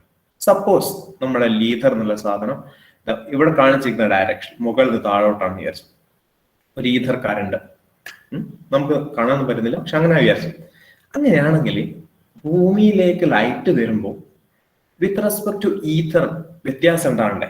കാരണം വെച്ചാൽ ഭൂമി ഇങ്ങനെ ചുറ്റിക്കൊണ്ടിരിക്കല്ലേ. അപ്പോ ഭൂമി ഇവിടെയുള്ള അവസരത്തില് ലൈറ്റിന്റെ വെലോസിറ്റി കുറയണം. കാരണം എന്താ? ഈഥർ കറണ്ടിന്റെ ഓപ്പോസിറ്റ് ആയിട്ടാണ് വരുന്നത്. ഇനി ഏർത്ത് ഇവിടെയാണെങ്കിൽ കൂടണം, കാരണം എന്താ? ഈഥർ കറണ്ടിന് നേരെയാണ് വരുന്നത്. ഓക്കെ, അപ്പൊ ഇതായിരുന്നേ. അപ്പൊ ഇതെങ്ങനെ കണ്ടുപിടിക്കാം? ഇത് കണ്ടുപിടിക്കാൻ വേണ്ടിയിട്ടാണ് മൈക്കൽസൺ മോർലിന്റെ ഇന്റർഫെറോമീറ്റർ എന്നുള്ള പരിപാടി. ഇന്റർഫെറോമീറ്റർ എന്താണെന്ന് നിങ്ങൾക്ക് അറിയായിരിക്കും. നിങ്ങൾ സാധാരണ ഫിസിക്സ് ചെയ്യുന്ന കുട്ടികളാണെങ്കിൽ ലാബിലൊക്കെ ചെയ്യുന്നതാ. ഇന്റർഫറൻസ് എന്നുള്ള ഒരു പ്രിൻസിപ്പിളാണ്. എന്താ ഇന്റർഫറൻസ്? ഒന്നോ അതിലധികമോ വേവ്സ് തമ്മിൽ കൂടിച്ചേരുമ്പോൾ അതിന്റെ ഫേസ് ഡിഫറൻസ് അനുസരിച്ചിട്ട് അത് കൂടിച്ചേർന്നിട്ട് ഒന്നുകിൽ വലിയ വേവ് ആവും, അല്ലെങ്കിൽ ആംപ്ലിറ്റ്യൂഡ് കുറഞ്ഞ വേവ് ആവും. ഓക്കെ, അതൊന്ന് എക്സ്പ്ലെയിൻ ചെയ്യാൻ വേണ്ടിയിട്ടാണ് ഞാൻ ഇവിടെ രണ്ട് വേവ് കൊടുത്തിരിക്കുന്നത്. ആംപ്ലിറ്റ്യൂഡ് എന്ന് പറഞ്ഞാൽ ഇതിന്റെ എത്രത്തോളം ഡിസ്പ്ലേസ്ഡ് ആണ് ഈ ഒരു കേർവിന്റെ ഉയരം എത്രയാണെന്നാണ് ആംപ്ലിറ്റ്യൂഡ്. ഓക്കെ, അങ്ങനെയുള്ള രണ്ട് വേവ് ഉണ്ട്. ഓക്കെ, അപ്പൊ രണ്ട് വേവും ഒരേ മാതിരിയാന്ന് വിചാരിച്ചു, അതായത് വ്യത്യാസമൊന്നുമില്ല, അതായത് ഒരേ ഫേസിലാണെന്ന് പറയാം. കാരണം എന്താ? ഇതിന്റെ താഴെ പോകുന്ന ഭാഗത്ത് തന്നെയാണ് ഇതും താഴത്ത് പോകുന്നത്. ഇത് മുകളിലേക്ക് പോകുമ്പോഴാണ് ഇതും മുകളിൽ പോകുന്നത്. ഇത് തമ്മിൽ ഇന്റർഫെർ ചെയ്താൽ കിട്ടുന്നതാണ് ഒരു വലിയ വേവ് ആയിരിക്കും. ഇതിനെ നമ്മൾ കൺസ്ട്രക്റ്റീവ് ഇന്റർഫറൻസ് എന്ന് പറയുന്നത്. ആംപ്ലിറ്റ്യൂഡ് കൂടി കിട്ടും. ഇനി നമുക്ക് വേറെ തരത്തിലുള്ള സാധനങ്ങൾ, ഇത് താഴേക്ക് വരുമ്പോൾ രണ്ടാമത്തെ വേവ് മുകൾ ഭാഗത്താണ് വരുന്നത് അല്ലെ. ഇത് രണ്ട് കൂടി ചേർന്ന് നമുക്ക് കിട്ടുന്ന എന്തായിരിക്കും? സീറോ ആംപ്ലിറ്റ്യൂഡ് ആയിരിക്കും. കൺസ്ട്രക്റ്റീവ് ഇന്റർഫറൻസ് എന്ന് പറയും. ഈ ഒരു ഐഡിയ ആണ് മൈക്കൽസൺ മോർലി ഉപയോഗിച്ച്. ഓക്കെ, ഇന്റർഫെറോമീറ്റർ എന്ന് പറഞ്ഞാൽ ഈ സെറ്റപ്പാണ്, ഈ ഒരു സെറ്റപ്പാണ് ഈ വലത് ഭാഗത്ത് കാണിച്ചിരിക്കുന്നത്. ഒരു ലൈറ്റ് സോഴ്സ്, റൈറ്റ്, ഒരു ലൈറ്റ് സോഴ്സ്, ഒരു ലൈറ്റ്, ഒരു ലേസർ ആണ് വരും. എന്നിട്ട് എന്ത് ചെയ്യും? ഒരു ബീം സ്പ്ലിറ്റർ ഉണ്ട്. ബീം സ്പ്ലിറ്റർ എന്ന് പറഞ്ഞാൽ ഒന്നുമില്ല, ഒരു പാർഷ്യലി സിൽവേർഡ് ചെയ്ത ഒരു മിററാണ്. അപ്പൊ അവിടെ നിന്ന് എന്താ സംഭവിക്കാം? കുറച്ച് റേ റിഫ്ലക്ട് ചെയ്ത് മുകളിലോട്ട് പോകും, കുറച്ച് ട്രാൻസ്മിറ്റ് ചെയ്ത് അങ്ങോട്ട് പോകും. ഓക്കെ, അപ്പൊ റിഫ്ലക്ട് ചെയ്ത് പോയ ലൈറ്റ് ആ രണ്ട് എൻഡിലും മുകൾ ഭാഗത്തും ഈ സൈഡിലും മിറർ വെച്ചിട്ടുണ്ട്. അവിടെ തട്ടി റിഫ്ലക്ട് ചെയ്ത് തിരിച്ചും കൂടെ തന്നെ വരും. ഓക്കെ, അപ്പൊ തിരിച്ചു വരുന്ന രണ്ടും കൂടിയിട്ട് ഒരു സ്ക്രീനിൽ നമ്മൾ കാണാം, അല്ലെങ്കിൽ നമ്മുടെ ഒരു മൈക്രോസ്കോപ്പ് വെച്ചിട്ട് ഒബ്സർവ് ചെയ്യും. അപ്പൊ ഇതിൽ എന്താ നമ്മൾ എക്സ്പെക്ട് ചെയ്യുന്നത് സിമ്പിൾ ആണ്. അപ്പോ ഇത് നമ്മളിപ്പോ ചുമ്മാ സ്റ്റേഷനറി ആയിട്ട് വെച്ചിരിക്കുക വിചാരിച്ചു, ഒന്നുമില്ല വിചാരിച്ചു. അപ്പൊ ഇതിൽ ഒരേ വേവ് ആണ് പോകുന്നത്. ഒരു വേവ് പോയിട്ട് അത് തന്നെയാണ് പകുതി അങ്ങോട്ടും പകുതി ഇങ്ങോട്ടും പോകുന്നത്. ഇവ തമ്മിൽ സഞ്ചരിക്കുന്ന ഡിസ്റ്റൻസ് തുല്യമാണെങ്കിൽ ഇത് തമ്മിൽ വന്നിട്ട് എങ്ങനെയുള്ള ഒരു പാറ്റേൺ നമുക്ക് കിട്ടുക? ആദ്യം പറഞ്ഞ പാറ്റേൺ കിട്ടും. കാരണം എന്താ? ഒരേ വേവ് ആണ്, ട്രാവൽ ചെയ്യുന്നത് ഒരേ ഡിസ്റ്റൻസ് ആണ്, ഒരു വ്യത്യാസം ഉണ്ടാവില്ല. അപ്പൊ ആംപ്ലിറ്റ്യൂഡ് കൂടിയിട്ട് കാണുന്ന പോലെ ഉണ്ടാവും. ആംപ്ലിറ്റ്യൂഡ് കൂടി എന്ന് പറഞ്ഞാൽ ആദ്യം ഉണ്ട ആംപ്ലിറ്റ്യൂഡിനേക്കാൾ കൂടി എന്നല്ല, ആദ്യമുള്ള ആംപ്ലിറ്റ്യൂഡ് തന്നെ കിട്ടും, വ്യത്യാസം ഉണ്ടാവും. നോക്ക്, എന്തോ ഒരു കാരണം കൊണ്ട് ഇതിൽ ഒരു റേ കുറച്ച് ദൂരം അധികം സഞ്ചരിക്കുന്നുണ്ടെന്ന് വിചാരിക്കാം, അല്ലെങ്കിൽ ഒരു റേന്റെ വെലോസിറ്റിയിൽ വ്യത്യാസം ഉണ്ടെന്ന് വിചാരിക്കാം. ലൈറ്റ് റേ ആണല്ലോ. അങ്ങനെയാണെങ്കിൽ നമുക്ക് ഈ രണ്ടാമത് പറഞ്ഞ ഒരു കിട്ടാനുള്ള ഒരു പോസിബിലിറ്റി ഇല്ലേ? അത് എന്തുകൊണ്ടാണെന്ന് വെച്ചാൽ, സപ്പോസ് ഒരു ഈഥർ കറണ്ട് ഉണ്ട് വിചാരിക്കാം. ഈഥർ കറണ്ട് ഉണ്ടെങ്കിൽ ഈ ഹൊറിസോണ്ടലായിട്ട് പോകുന്ന ലൈറ്റ് റേ കുറച്ചുകൂടി കുറഞ്ഞ ഡിസ്റ്റൻസ് സഞ്ചരിക്കേണ്ടി വരും. കാരണം എന്താ? കാരണം അതിന്റെ ആ സമയം കുറച്ച് അധികം ഡിസ്റ്റൻസ് സഞ്ചരിക്കേണ്ടി വരും. കാരണം എന്താ? ഇവിടുന്ന് പോകുന്ന ലൈറ്റ് കുറച്ച് അങ്ങോട്ട് എത്തുമ്പോഴേക്കും ഈ മിറർ കുറച്ച് അങ്ങോട്ടേക്ക് മൂവ് ചെയ്ത് പോയിട്ടുണ്ടാവും. ഭൂമി തിരിയുന്നുണ്ടേ, കുറച്ച് അധികം ഡിസ്റ്റൻസ് സഞ്ചരിക്കേണ്ടി വരും. അപ്പോൾ ഈ ഡിസ്റ്റൻസും മറ്റേ ഡിസ്റ്റൻസും വ്യത്യാസം ഉണ്ടാവും. അപ്പൊ അത് നമ്മുടെ റിസൾട്ട് കാണാൻ പറ്റണം. അങ്ങനെയാണ് ഈ ഒരു ഇൻഡിജീനിയസ് എക്സ്പെരിമെന്റ് മൈക്കൽസൺ ഡിസൈൻ ചെയ്ത് വെച്ചിരിക്കുന്നത്. ഒരു ചെറിയ കാർട്ടൂൺ ഉണ്ട്, സോറി, നമുക്ക്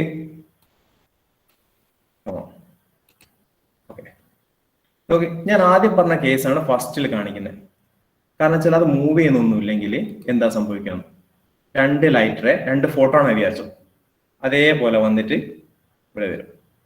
ഇപ്പൊ രണ്ടാമത്തെ കേസിൽ വലത്തെ ഭാഗത്തിൽ നോക്ക്, ഹൊറിസോണ്ടലായിട്ട് മൂവ് ചെയ്യുന്നുണ്ടെങ്കിൽ ഓക്കെ, ഈ ഹൊറിസോണ്ടലായിട്ട് ഈ ബ്ലൂ സാധനം കുറച്ചുകൂടി ലേറ്റ് ആയിട്ട് വരിക. അപ്പൊ ഇത് നമുക്ക് കാണാൻ പറ്റണം. ഓക്കെ, ഒന്നുകൂടെ നോക്കിയാൽ മതി. ഈ ഒരു എക്സ്പെരിമെന്റിൽ ഹൊറിസോണ്ടൽ മോഷൻ കാരണം, ഭൂമിയുടെ മോഷൻ കാരണം ഈ ഹൊറിസോണ്ടലായിട്ട് പോകുന്ന ലൈറ്റ് കുറച്ചുകൂടി ലേറ്റ് ആയിട്ടാണ് വരിക. അത് നമുക്ക് കാണാൻ പറ്റണം. ഓക്കെ, ഇതായിരുന്നു അവരുടെ എയിം. പക്ഷെ എന്താ സംഭവിച്ചത്, ആർക്കും അങ്ങനെ ഒരു വ്യത്യാസം കണ്ടുപിടിക്കാൻ പറ്റിയില്ല. എക്സ്പെക്ട് ചെയ്ത അല്ലെ കാൽക്കുലേറ്റ് ചെയ്ത ഇത്ര കിട്ടണം എന്നുള്ള ഒരു കാൽക്കുലേഷൻ അല്ലേ, അതിനനുസരിച്ചുള്ള റിസൾട്ട് എല്ലാവർക്കും കിട്ടിയ നൾ റിസൾട്ടാണ് കിട്ടിയത്. അപ്പൊ അവർ ആകെ കുഴപ്പത്തിലായി. കാരണം എന്താ, ഈഥറിന്റെ എക്സിസ്റ്റൻസ് പ്രൂവ് ചെയ്യാൻ വേണ്ടിയിട്ട് ചെയ്തതാണ്.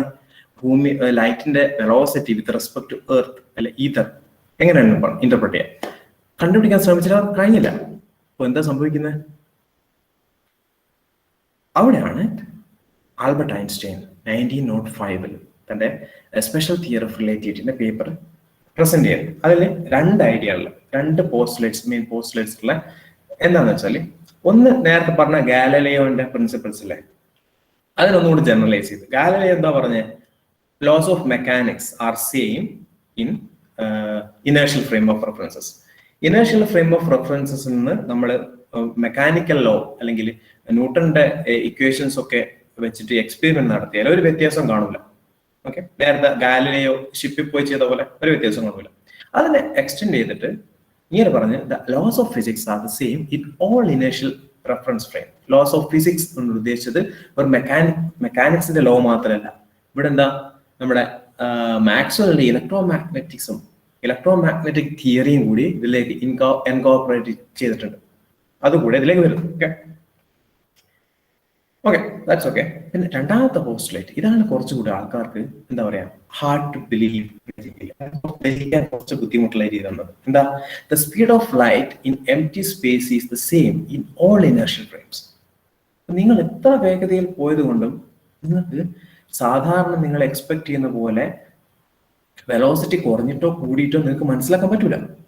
ഏതൊരു ഇനേർഷ്യൽ ഫ്രെയിമിനും velocity of light is the same, C, അത്രയേ ഉള്ളൂ. അപ്പോ ഇത് ആൾക്കാർക്ക് ബുദ്ധിമുട്ടാണ്. കാരണം എന്താ, നോക്ക്, നമ്മളിപ്പോ ഒരു സ്പേസ് ഷിപ്പ് ഉണ്ട്. സ്പേസ് ഷിപ്പ് എന്ന് പറഞ്ഞാൽ വലിയ വെലോസിറ്റി പോകുന്ന C/3 1/3 ഓഫ് എ സി പോകുന്ന വിചാരിച്ചോ. അതിനുള്ളിൽ ഇരുന്നിട്ട് ഒരാള് എന്ത് ചെയ്യാം, ടോർച്ച് അടിക്കാം. ടോർച്ച് എന്ന് പറഞ്ഞാൽ ലൈറ്റ് ആണ്. അപ്പൊ ലൈറ്റ് C വെലോസിറ്റിയിലാണ് പോകുക. അപ്പോ ഇയാളെ സംബന്ധിച്ചും ഈ ലൈറ്റ് പോകുന്ന സ്പീഡ് C തന്നെയായിരിക്കും. റൈറ്റ്, പുറത്ത് താഴെ നിൽക്കുന്ന ഒരു ഒബ്സർവറിനെ സംബന്ധിച്ചും C തന്നെയായിരിക്കും. അതായത് ഇയാളുടെ സ്പേസ് ഷിപ്പിന്റെ മോഷൻ കൊണ്ട് ലൈറ്റിന്റെ വെലോസിറ്റിയിൽ ഒരു വ്യത്യാസം ഉണ്ടായിട്ടില്ല എന്നതാണ് ഇവിടുത്തെ ഐഡിയ. പക്ഷെ നോക്ക്, സാധാരണ ഒരു ഗതിയിൽ ആൾക്കാർ എന്താ പറയാ, നമ്മൾ നിരന്തരമായിട്ട് കണ്ടുകൊണ്ടിരിക്കുന്ന കാര്യങ്ങൾ, ഈ വെലോസിറ്റി ഓഫ് അഡീഷൻ ഒക്കെ നമ്മുടെ എക്സ്പീരിയൻസിൽ ഉണ്ടാവും. അപ്പൊ അതിനെ ഒരുപാട് കോൺട്രഡിക്റ്റ് ചെയ്യുന്ന തരത്തിലാണ് ഈ ഒരു പ്രിൻസിപ്പിൾ വരുന്നത്. കാരണം ലൈറ്റിന്റെ സ്പീഡ് സ്പെഷ്യൽ ആണ്. അപ്പൊ അത് ഈ നേരത്തെ പറഞ്ഞ ഈ എന്താ പറയാ ഫ്രെയിം ഓഫ് റെഫറൻസ് അല്ലെ ഒബ്സർവറുടെ മോഷന് അതീതമാണ്. അതിനെ വെച്ചിട്ട് അതിൽ വ്യത്യാസമൊന്നും ഉണ്ടാകുന്നില്ല. അപ്പോ എന്നുള്ളതാണ് ഇവിടെ ഐൻസ്റ്റൈൻ പോസ്റ്റുലേറ്റ് ചെയ്തത്. ഇത് ആൾക്കാരെ പറഞ്ഞ് വിശ്വസിക്കാൻ വലിയ ബുദ്ധിമുട്ടാണ് അല്ലെ. അപ്പൊ ഇവിടെയാണ് നമ്മൾ എന്താ പറയാ തിയറി ഓഫ് ഇമാജിനേഷൻ എന്ന കഴിവ് ഐൻസ്റ്റൈൻ പ്രകടിപ്പിച്ചുകൊണ്ട് ഒരു വലിയൊരു പാരഡൈം ഷിഫ്റ്റ് ആയിട്ടാണ് ഈ പോസ്റ്റുലേറ്റ്സ് കൊണ്ടുവന്നത്. റൈറ്റ്, അപ്പോ അതാണ് postulates of special theory of relativity. Right, okay. അപ്പോ ഇവിടെ നമ്മൾ എന്താ പറയാനുള്ളത്, ഇനേർഷ്യൽ ഫ്രെയിം എങ്ങനെയാണ് ഡിഫൈൻ ചെയ്യുന്നത്, അത് സെയിം ആണ്. സ്പെഷ്യൽ തിയറി ഓഫ് റിലേറ്റിവിറ്റിയിലും it's same as of Galilean inertial frame. എന്താ ഒന്നിനനുസരിച്ച് ഒരു ആക്സിലറേഷൻ ഇല്ലാത്ത ഒരു ഫ്രെയിം അല്ലെങ്കിൽ ഒരു കോർഡിനേറ്റ് സിസ്റ്റം യൂണിഫോം വെലോസിറ്റിയിൽ മൂവ് ചെയ്യുന്നുണ്ട് എന്നേ ഉള്ളൂ. പക്ഷേ Galilean transformations no longer valid here നമ്മളിപ്പോൾ പറഞ്ഞു അല്ലെ. കാരണം ലൈറ്റിന്റെ കേസിൽ ഗാലിലിയൻ ട്രാൻസ്ഫോർമേഷൻ അപ്ലൈ ചെയ്താൽ നമുക്ക് നടക്കത്തില്ല. അപ്പോൾ നമുക്കൊരു പുതിയ ട്രാൻസ്ഫോർമേഷൻ റൂള് വരണം. അപ്പോ ഇവിടെയാണ് ടൈമിനെ നമ്മളെ കൊണ്ട് ഇൻട്രൊഡ്യൂസ് ചെയ്യുന്നത്. പുതിയൊരു ടൈം, അണ്ടർസ്റ്റാൻഡിങ് ഓഫ് ടൈം. എന്താ നേരത്തെ പറഞ്ഞ ഒരു അബ്സല്യൂട്ട് ടൈം ഉണ്ട്. ഓരോ ഇനേഷ്യൽ ഫ്രെയിമിനും, എല്ലാ ഇനേഷ്യൽ ഫ്രെയിംസിനും ഒരേ സമയമാണ്, ഒരേ ടിക് ടിക് ടിക് ആണെന്ന് പറഞ്ഞു. പക്ഷെ അങ്ങനല്ല. Each inertial frame will have A Notion of time depending on the velocity of that frame.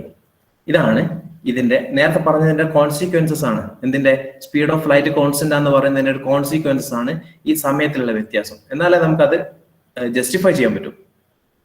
അപ്പോഴാണ് ഇവിടെ നമ്മൾ സാധാരണ സ്പേസ് ടൈം എന്ന് വേർതിരിച്ച് പറഞ്ഞതിന് പകരം ഒരു സ്പേസ് ടൈം എന്നുള്ളൊരു കൺസെപ്റ്റിലേക്ക് കൊണ്ടുവന്നാല് നമുക്ക് കാര്യങ്ങൾ കുറച്ചുകൂടി നന്നായിട്ട് മനസ്സിലാക്കാൻ പറ്റുന്ന തിരിച്ചറിവുണ്ടാണ്. ഓക്കെ, അവിടെയാണ് നമ്മൾ സ്പേസ് ടൈം, ടൈമിനെയും സ്പേസിനെ വേർതിരിച്ച് കാണണ്ട, രണ്ടും ഒന്നാണ് എന്നുള്ളതാണ്.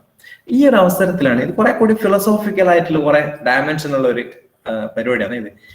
ഓക്കെ, ഓഫ് കോഴ്സ് സ്പേസ് എന്താണെന്ന് നമുക്കറിയാം, നമ്മൾ കാണുന്നുണ്ട്. ഓക്കെ, നമ്മളൊക്കെ കാണുന്ന കാര്യങ്ങളാണ്, നമ്മൾ സ്പേസിലൂടെ നമ്മൾ മൂവ് ചെയ്യുന്നുണ്ട്. അപ്പൊ സ്പേസ് ഈസ് റിയൽ, അതൊക്കെ നമ്മൾ സമ്മതിക്കും അല്ലെ. സ്പേസ് എന്നുള്ളത് it's A real thing. What about time?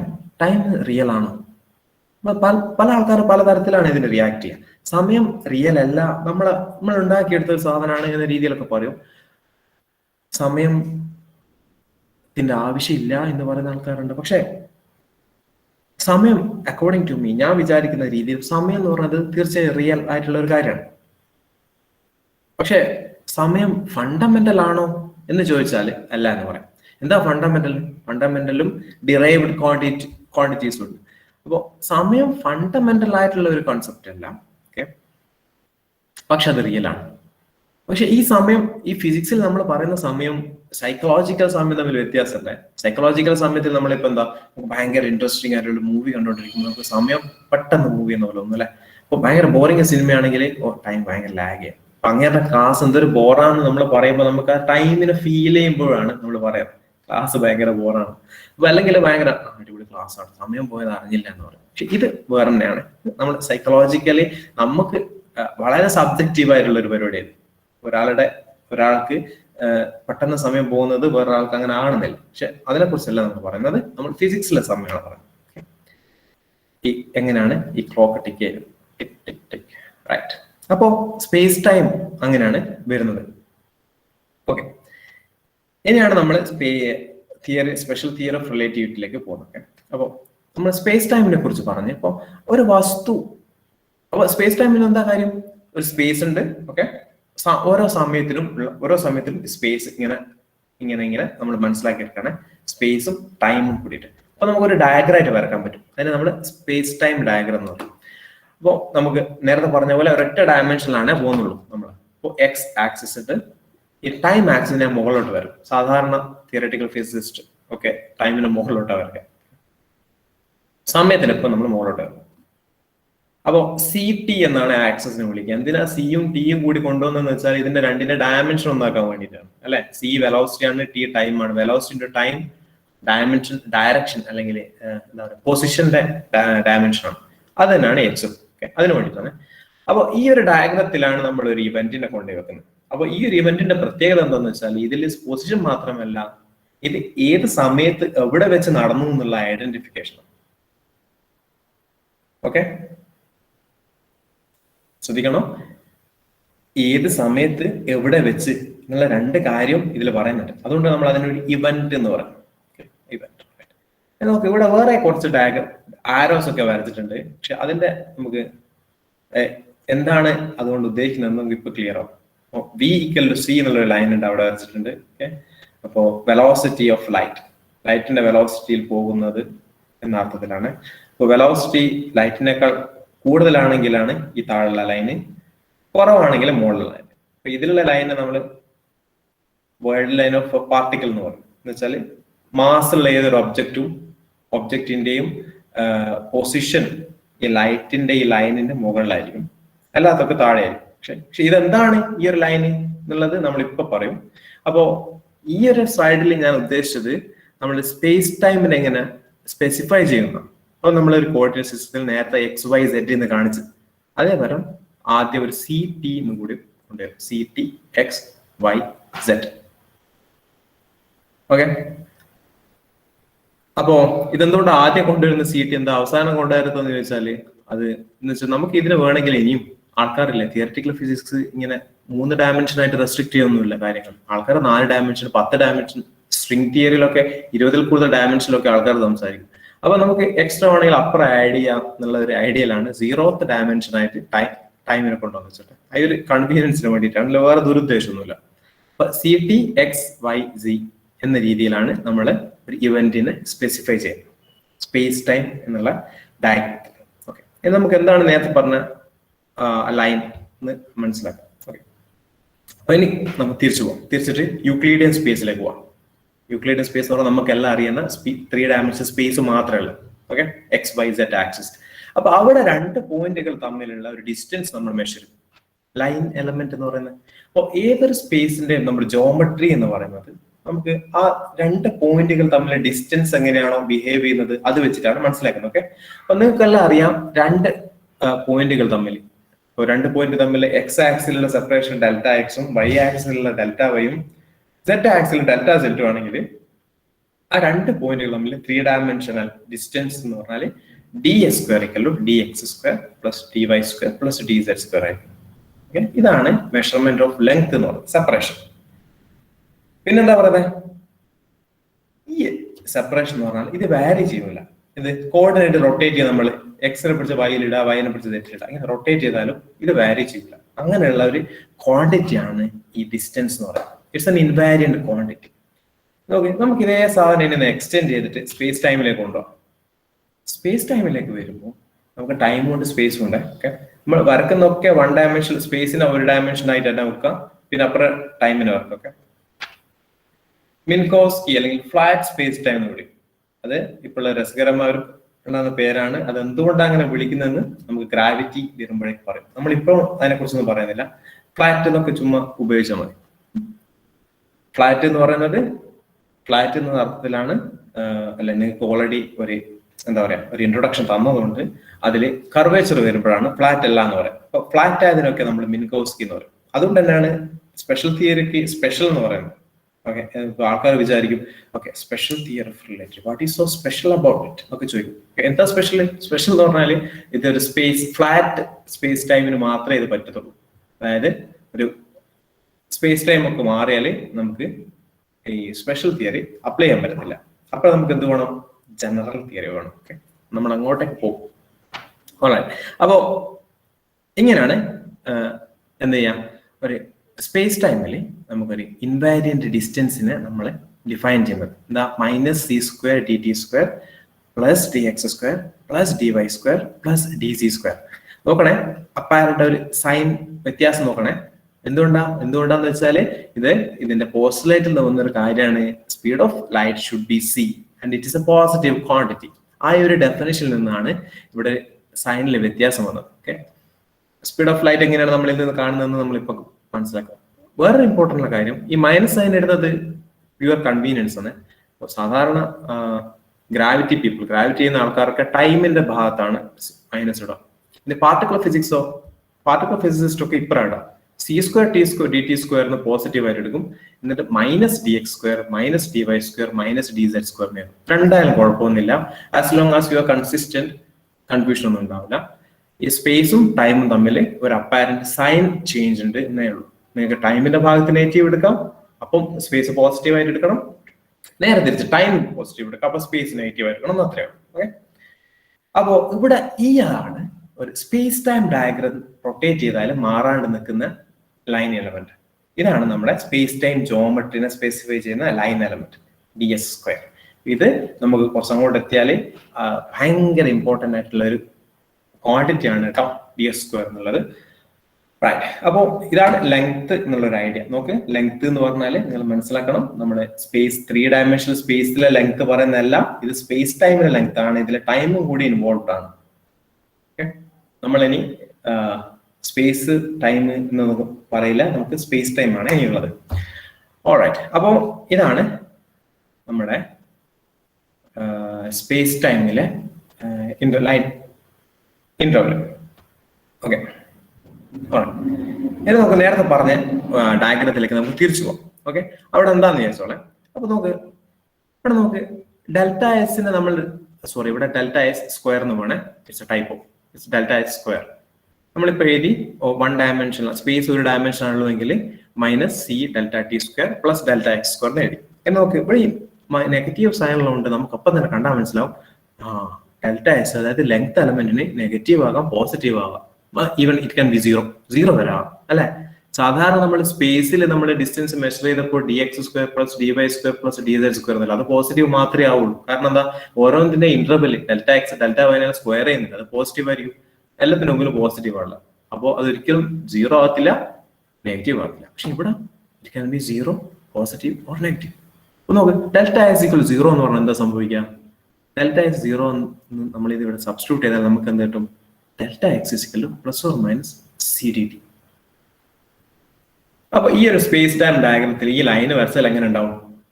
ഇതാണ് ഇവിടെ കാണിച്ചിരിക്കുന്ന ലൈൻ, ഈ റെഡ് ഡോട്ട് ഡാഷ്ഡ് ലൈനില്ലേ, ഇതാണ് delta X equal to C D T. നോക്ക്, ഇത് എക്സ്റ്റെൻഡ് ചെയ്യുകയാണെങ്കിൽ സെക്കൻഡ് ക്വാഡ്രന്റും തേർഡ് ഫോർത്ത് ഒക്കെ വരക്കുകയാണെങ്കിൽ നമുക്ക് ഇവിടെ വരക്കാം, അതുപോലെ ഇപ്പുറം ക്രോസ് ആയിട്ട് ഒന്ന് വരക്കെ. ഓക്കെ, എക്സ്റ്റെൻഡ് ചെയ്യുകയാണെങ്കിൽ ഇത് ഫസ്റ്റ് ക്വാഡ്രന്റ് മാത്രമേ കാണിച്ചിട്ടുള്ളൂ ഈ എക്സ് ടി ഗ്രാഫിൽ. അപ്പൊ ഇതാണ് ലൈറ്റിനെ നമ്മൾ റെപ്രസെന്റ് ചെയ്യുന്നത് സ്പേസ് ടൈം ഡയഗ്രത്തിൽ. വി ഈക്വൽ ടു സി ആണ് നമ്മുടെ ലൈറ്റ്. Okay, alright. ഓക്കെ, അപ്പൊ അതിനാണ് നമുക്ക് ലൈറ്റ് കോൺ എന്താന്നുള്ള ഒരു കാര്യത്തിലേക്ക് കൊണ്ടുവരാം. എന്താണ് ലൈറ്റ് കോൺ എന്നുള്ള ഐഡിയ ആണ് അടുത്തതായിട്ട് പറയുന്നത്.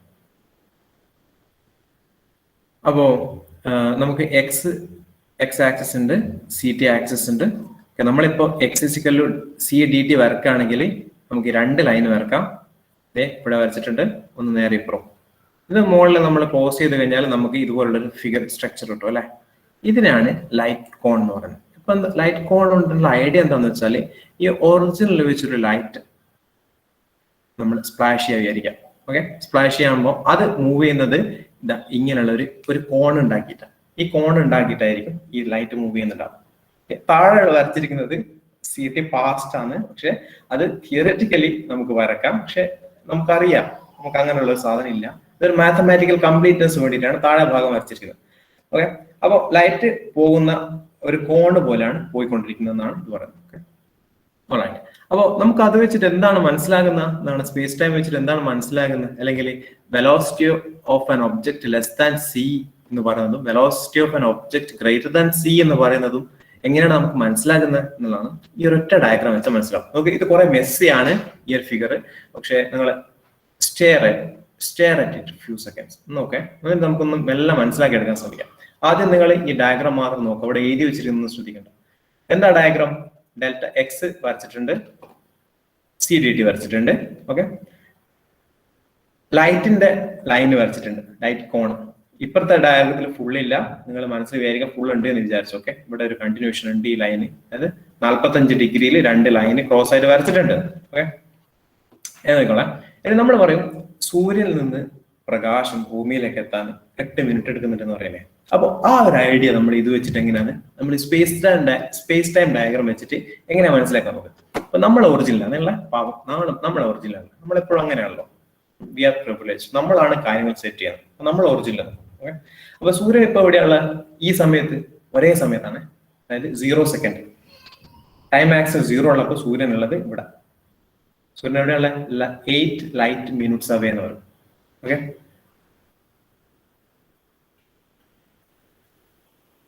അപ്പൊ 8 ലൈറ്റ് മിനിറ്റ്സ് അപ്പുറത്താണ് സൂര്യനുള്ളത് ഇപ്പൊ ഇതേ സെക്കൻഡിൽ. അപ്പൊ ഇപ്പൊ അവിടെ നിന്ന് സൂര്യനിൽ നിന്ന് വരുന്ന ലൈറ്റ് നമ്മളിലേക്ക് ഇപ്പൊ എത്തുമോ? നമ്മളേക്ക് എത്തില്ല. അതെങ്ങനെ നമ്മൾ മനസ്സിലാക്കാം? സൂര്യനിൽ എത്തിയിരിക്കുന്ന ലൈറ്റിന്റെ കോണ് വരച്ചാൽ ഇവിടുന്ന് 45 ഡിഗ്രിയിലേക്ക് ഒന്നിങ്ങോട്ട് വരക്കാം അല്ലെ. അപ്പൊ ഇതിന്റെ ഉള്ളിലായിരിക്കും ഇങ്ങനെ ഒരു കോൺ ഉണ്ടാക്കിയിട്ടാ ലൈറ്റ് മൂവ് ചെയ്യാം. അപ്പൊ അത് എപ്പോഴാണ് നമ്മളിലേക്ക് ടച്ച് ചെയ്യുക? നമ്മുടെ കോണോ നമ്മളെവിടെ മൂവ് ചെയ്യുന്നൊന്നുമില്ല, നമ്മള് ചുമ്മാ ഇങ്ങനെ ഇരിക്കുകയാണ്. സമയത്തിനനുസരിച്ച് നമ്മുടെ പൊസിഷൻ മാറുന്നില്ല, സൂര്യന്റെ പൊസിഷൻ മാറുന്നില്ല, പക്ഷെ ലൈറ്റിന്റെ പൊസിഷൻ മാറുന്നുണ്ട്. ഓക്കെ, സൂര്യനിൽ നിന്ന് വരുന്ന ലൈറ്റിന്റെ പൊസിഷൻ മാറുന്നുണ്ട്. അപ്പൊ നമ്മൾ ഇവിടെ ഇരിക്കുക പൊസിഷൻ മാറുന്നില്ല, അപ്പൊ നമ്മൾ ഈ ഒരു ആക്സിൽ ഇങ്ങനെ ഉണ്ടാവും. അപ്പോൾ ഏതോ ഒരു സമയത്ത് നമ്മൾ ഈ സൂര്യന്റെ ലൈറ്റ് കോണിലേക്ക് നമ്മൾ വരും.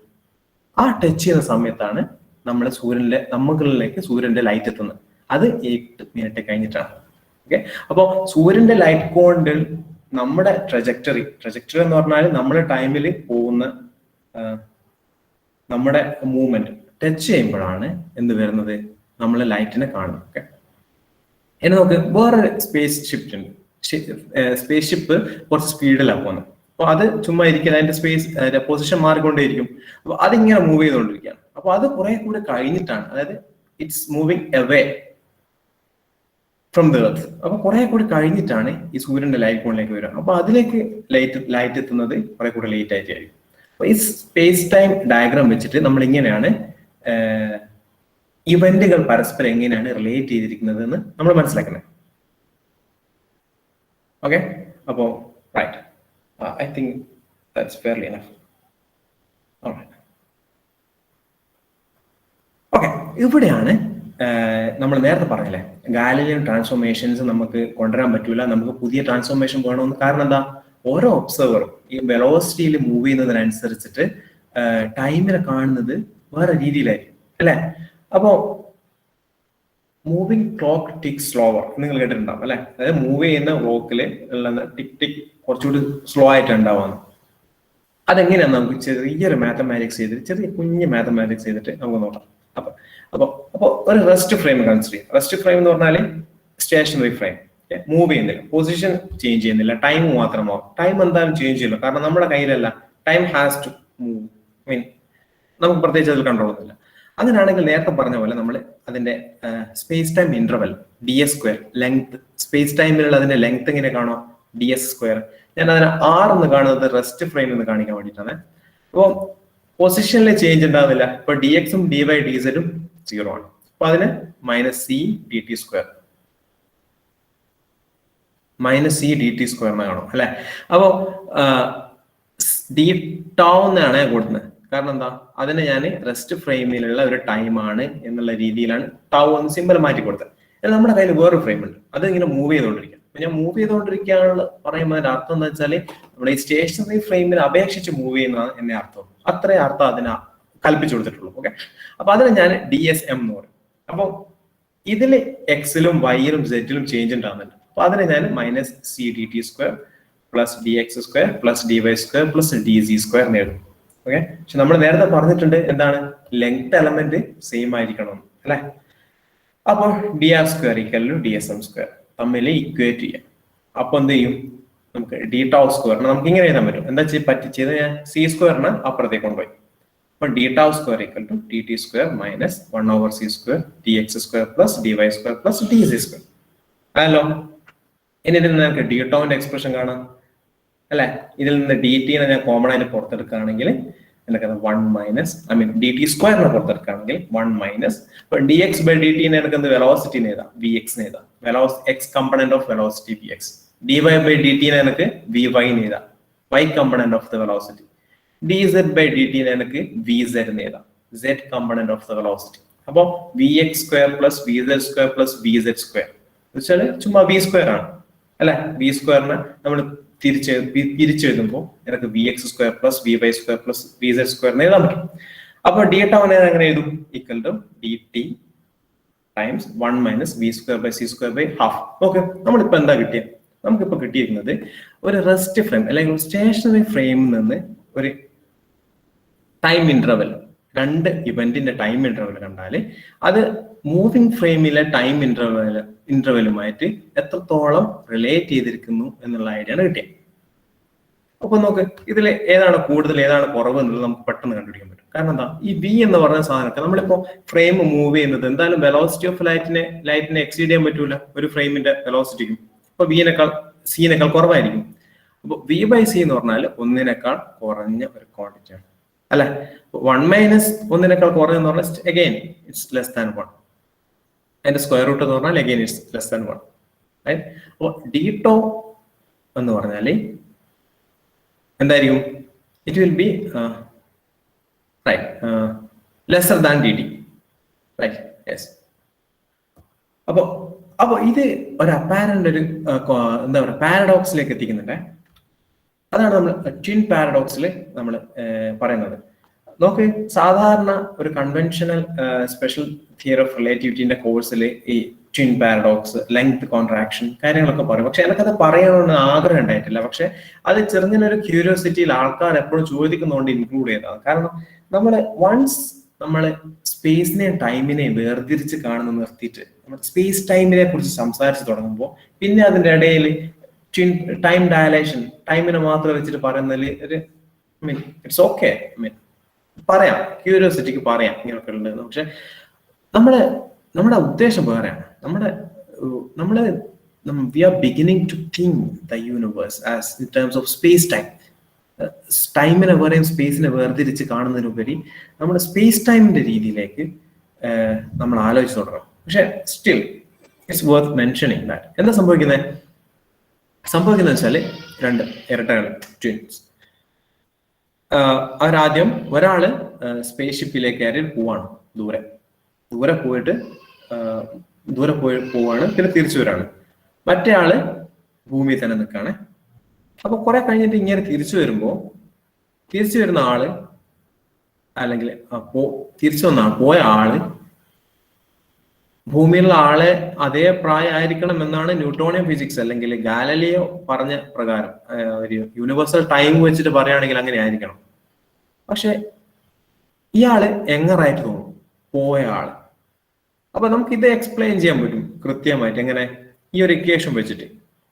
അപ്പൊ ഡി ടൗ എന്നുള്ളത് നമ്മുടെ ഭൂമിയിലുള്ള ആളാന്ന് വിചാരിച്ചോ. ഓക്കെ, ഭൂമിയിലുള്ള ആള് മെഷർ ചെയ്യുന്ന സമയമാണ്. ഡി ടി എന്നുള്ളത് എന്താണ്, ഈ മൂവ് ചെയ്യുന്ന ആള് മെഷർ ചെയ്യുന്ന സമയം. അപ്പോൾ ഭൂമിയിലുള്ള ആള് മെഷർ ചെയ്ത് നോക്കുമ്പോൾ ഈ സ്പേസ് ഷിപ്പ് കയറി പോയ ആളില്ലേ, അയാളെ ഡെൽറ്റ ടി കുറച്ചേ ഉണ്ടാവും കമ്പയർ ടു ഹിംസെൽഫ്. അതുകൊണ്ട് തന്നെ അയാളെ എക്സ്പെക്ട് ചെയ്യും എന്താണ്, സ്പേസ് ഷിപ്പ് കയറി പോയ ആൾ തിരിച്ചു വരുമ്പോൾ എന്നെക്കാൾ പ്രായം കുറഞ്ഞിട്ടുണ്ടാവും. ഓക്കെ, ഇവിടെ പാരഡോക്സ് അല്ലേ, ഇതല്ല പാരഡോക്സ്. പാരഡോക്സ് എന്ന് പറഞ്ഞാല് actually there is no paradox ഒന്നുമില്ല. എന്താ വെച്ചാല് സാധാരണ പാരഡോക്സ് എന്ന രീതിയിൽ പറയുന്നത് ഇങ്ങനെ, അതായത് സ്പേസ് ഷിപ്പ് കയറിപ്പോയ ആളെ സംബന്ധിച്ചുള്ള എങ്ങനെയാണെന്ന് നോക്കാം. അപ്പോൾ അയാൾ കാണാൻ എങ്ങനെയാ, അയാളെ പറ്റിയിട്ടാണെങ്കിൽ നമ്മൾ നേരത്തെ പറഞ്ഞില്ലേ ഫ്രെയിം ഓഫ് റെഫറൻസ് ഒക്കെ സെയിം ആണെന്ന്. അപ്പോൾ അയാൾ പറയാന്ന് വെച്ചാൽ ഓക്കെ, ഞാനവിടെ പോയിട്ടില്ല, ഞാനവിടെ കയറി നിന്ന്, പക്ഷെ ഭൂമി താഴോട്ട് പുറകോട്ട് പോയി വിത്ത് റെസ്പെക്ട് ടു മീ എന്ന രീതിയിൽ അയാൾക്ക് പറയാം അല്ലെ. അങ്ങനെയാണെങ്കിൽ ആർക്കായിരിക്കണം പ്രായം കുറയണ്ടേ? ഭൂമിയിൽ നിന്ന ആൾക്കായിരിക്കണ്ടേ. അപ്പൊ അവർ തമ്മിൽ ഒരു കോൺട്രഡിക്ഷൻ ഉണ്ടാവും. ഒരാൾ പറയും മറ്റേക്കാണ് പ്രായം കുറയേണ്ടത്, മറ്റേ ആൾ പറയും അല്ല അങ്ങേർക്കാണ് പ്രായം കുറയേണ്ടത്. അതാണ് പാരഡോക്സ് എന്ന രീതിയിൽ പ്രസന്റ് ചെയ്യുന്നത്. പക്ഷെ അവിടെ പാരഡോക്സ് ഒന്നുമില്ല. കാരണം വെച്ചാൽ ആരാണ് പോയത്, മൂവ് ചെയ്തത് പെട്ടെന്ന് മനസ്സിലാവും. കാരണം എന്താ, അയാൾക്ക് തിരിച്ചു വരണമെങ്കിൽ he has to decelerate at some point of time, പോയിട്ട് തിരിക്കണ്ടേ. അപ്പൊ ഡീസലറേറ്റ് ചെയ്യുന്ന സമയത്ത് എന്തായാലും മനസ്സിലാവും എന്താണ്, ഞാൻ യൂണിഫോം വെലോസിറ്റിയിലല്ല ഉള്ളത്, എന്റെ വെലോസിറ്റിയിൽ ചേഞ്ച് ചെയ്യുന്നുണ്ട് എന്നുള്ളതാണ്. അപ്പോൾ ഇതൊരു ഹൈപ്പോത്തറ്റിക്കൽ പാരഡോക്സ് ആണ്, വലിയ കാര്യമൊന്നുമില്ല. അപ്പോ ദിസ് ഈസ് ട്രൂ ദാറ്റ്, അതായത് സ്പേസ് ഷിപ്പ് കയറി വലിയ സ്പീഡിൽ പോയ ഒരാൾ തിരിച്ചു വരുമ്പോൾ യങ്ങറായിട്ട് കാണും. Okay, that is true. Yes, അവിടെ പാരഡോക്സ് ഒന്നുമില്ല, that is crystal clear. Alright, okay. അപ്പൊ നമ്മൾ നേരത്തെ പറഞ്ഞു ഗാലിലിയൻ ട്രാൻസ്ഫോർമേഷൻ നമുക്ക് ഇവിടെ കൊണ്ടുവരാൻ പറ്റില്ല. കാരണം എന്താ, ഇലക്ട്രോ ഡൈനാമിക്സ് അല്ലെങ്കിൽ ഇലക്ട്രോ മാഗ്നറ്റിക് തിയറിയുമായിട്ട് കോമ്പാറ്റിബിൾ അല്ല. അപ്പൊ നമുക്ക് എന്താണ് ഉള്ളത്, നമുക്ക് പൊസിഷനും ചേഞ്ച് ഉണ്ടാവണം, ടൈമും ചേഞ്ച് ഉണ്ടാവണം. അങ്ങനെയുള്ള ട്രാൻസ്ഫോർമേഷൻ ആണ് ലോറൻസ് ട്രാൻസ്ഫോർമേഷൻ. അപ്പോ ഈ സ്പെഷ്യൽ തിയറി ഓഫ് റിലേറ്റിവിറ്റി നമ്മൾ പഠിക്കുമ്പോൾ രണ്ടാമത്തെ മേജർ ഐഡിയ ആണ് ലോറൻസ് ട്രാൻസ്ഫോർമേഷൻ. ആദ്യത്തെ എന്തായിരുന്നു, the concept of space and time. രണ്ടാമത്തെ ലോറൻസ് ട്രാൻസ്ഫോർമേഷൻസ്. ഓക്കെ, അപ്പോ Lawrence transformation relates position and time in 2 frames. നേരത്തെ പറഞ്ഞത് തന്നെ, ഒരു ഫ്രെയിം ഉണ്ട്, ഫിക്സ്ഡ് ഫ്രെയിം അല്ലെങ്കിൽ സ്റ്റേഷനറി ഫ്രെയിം നമ്മളിവിടെ വരച്ചിരിക്കുന്നത്. രണ്ടാമത്തെ ഒരു മൂവിംഗ് ഫ്രെയിം ആണ്, വി വെലോസിറ്റിയിൽ മൂവ് ചെയ്യാൻ. ഇവ തമ്മിൽ എങ്ങനെയാണ് റിലേറ്റ് ചെയ്തിരിക്കുന്നതാണ് ലോറൻസ് ട്രാൻസ്ഫോർമേഷൻസ് പറയുന്നത്. അപ്പം നമ്മൾ നേരത്തെ പറഞ്ഞ പോലെ എക്സ് ഡയറക്ഷനിലെ മൂവ് ചെയ്യുന്നുള്ളൂ, അതുകൊണ്ട് വൈയും സെറ്റും അങ്ങനെ തന്നെ ഉണ്ട്, ചേഞ്ച് ചെയ്യാൻ പറ്റില്ല. അപ്പോൾ എക്സ് മൂവ് ചെയ്യുന്ന എങ്ങനെയാണെന്ന് പറഞ്ഞിട്ടുണ്ട്. നമുക്കിത് തെളിയിച്ചെടുക്കാൻ പറ്റും. അതുപോലെ ടൈം ചേഞ്ച് ചെയ്യുന്നത് എങ്ങനെയാണെന്ന് പറഞ്ഞിട്ടുണ്ട്. ഓക്കെ, അപ്പോൾ ഇതാണ് ലോറൻസ് ട്രാൻസ്ഫോർമേഷൻസ്. നമ്മൾ ഇത് പിന്നെ ഉപയോഗിക്കും. ഇതെങ്ങനെയാണ് പ്രൂവ് ചെയ്യുന്നതിനെ കുറിച്ചൊന്നും നമ്മൾ ഡീറ്റെയിൽ ആയിട്ട് പറയുന്നില്ല. But you can try. നിങ്ങൾക്ക് മനസ്സിലാക്കാൻ പറ്റുന്നതേ ഉള്ളൂ.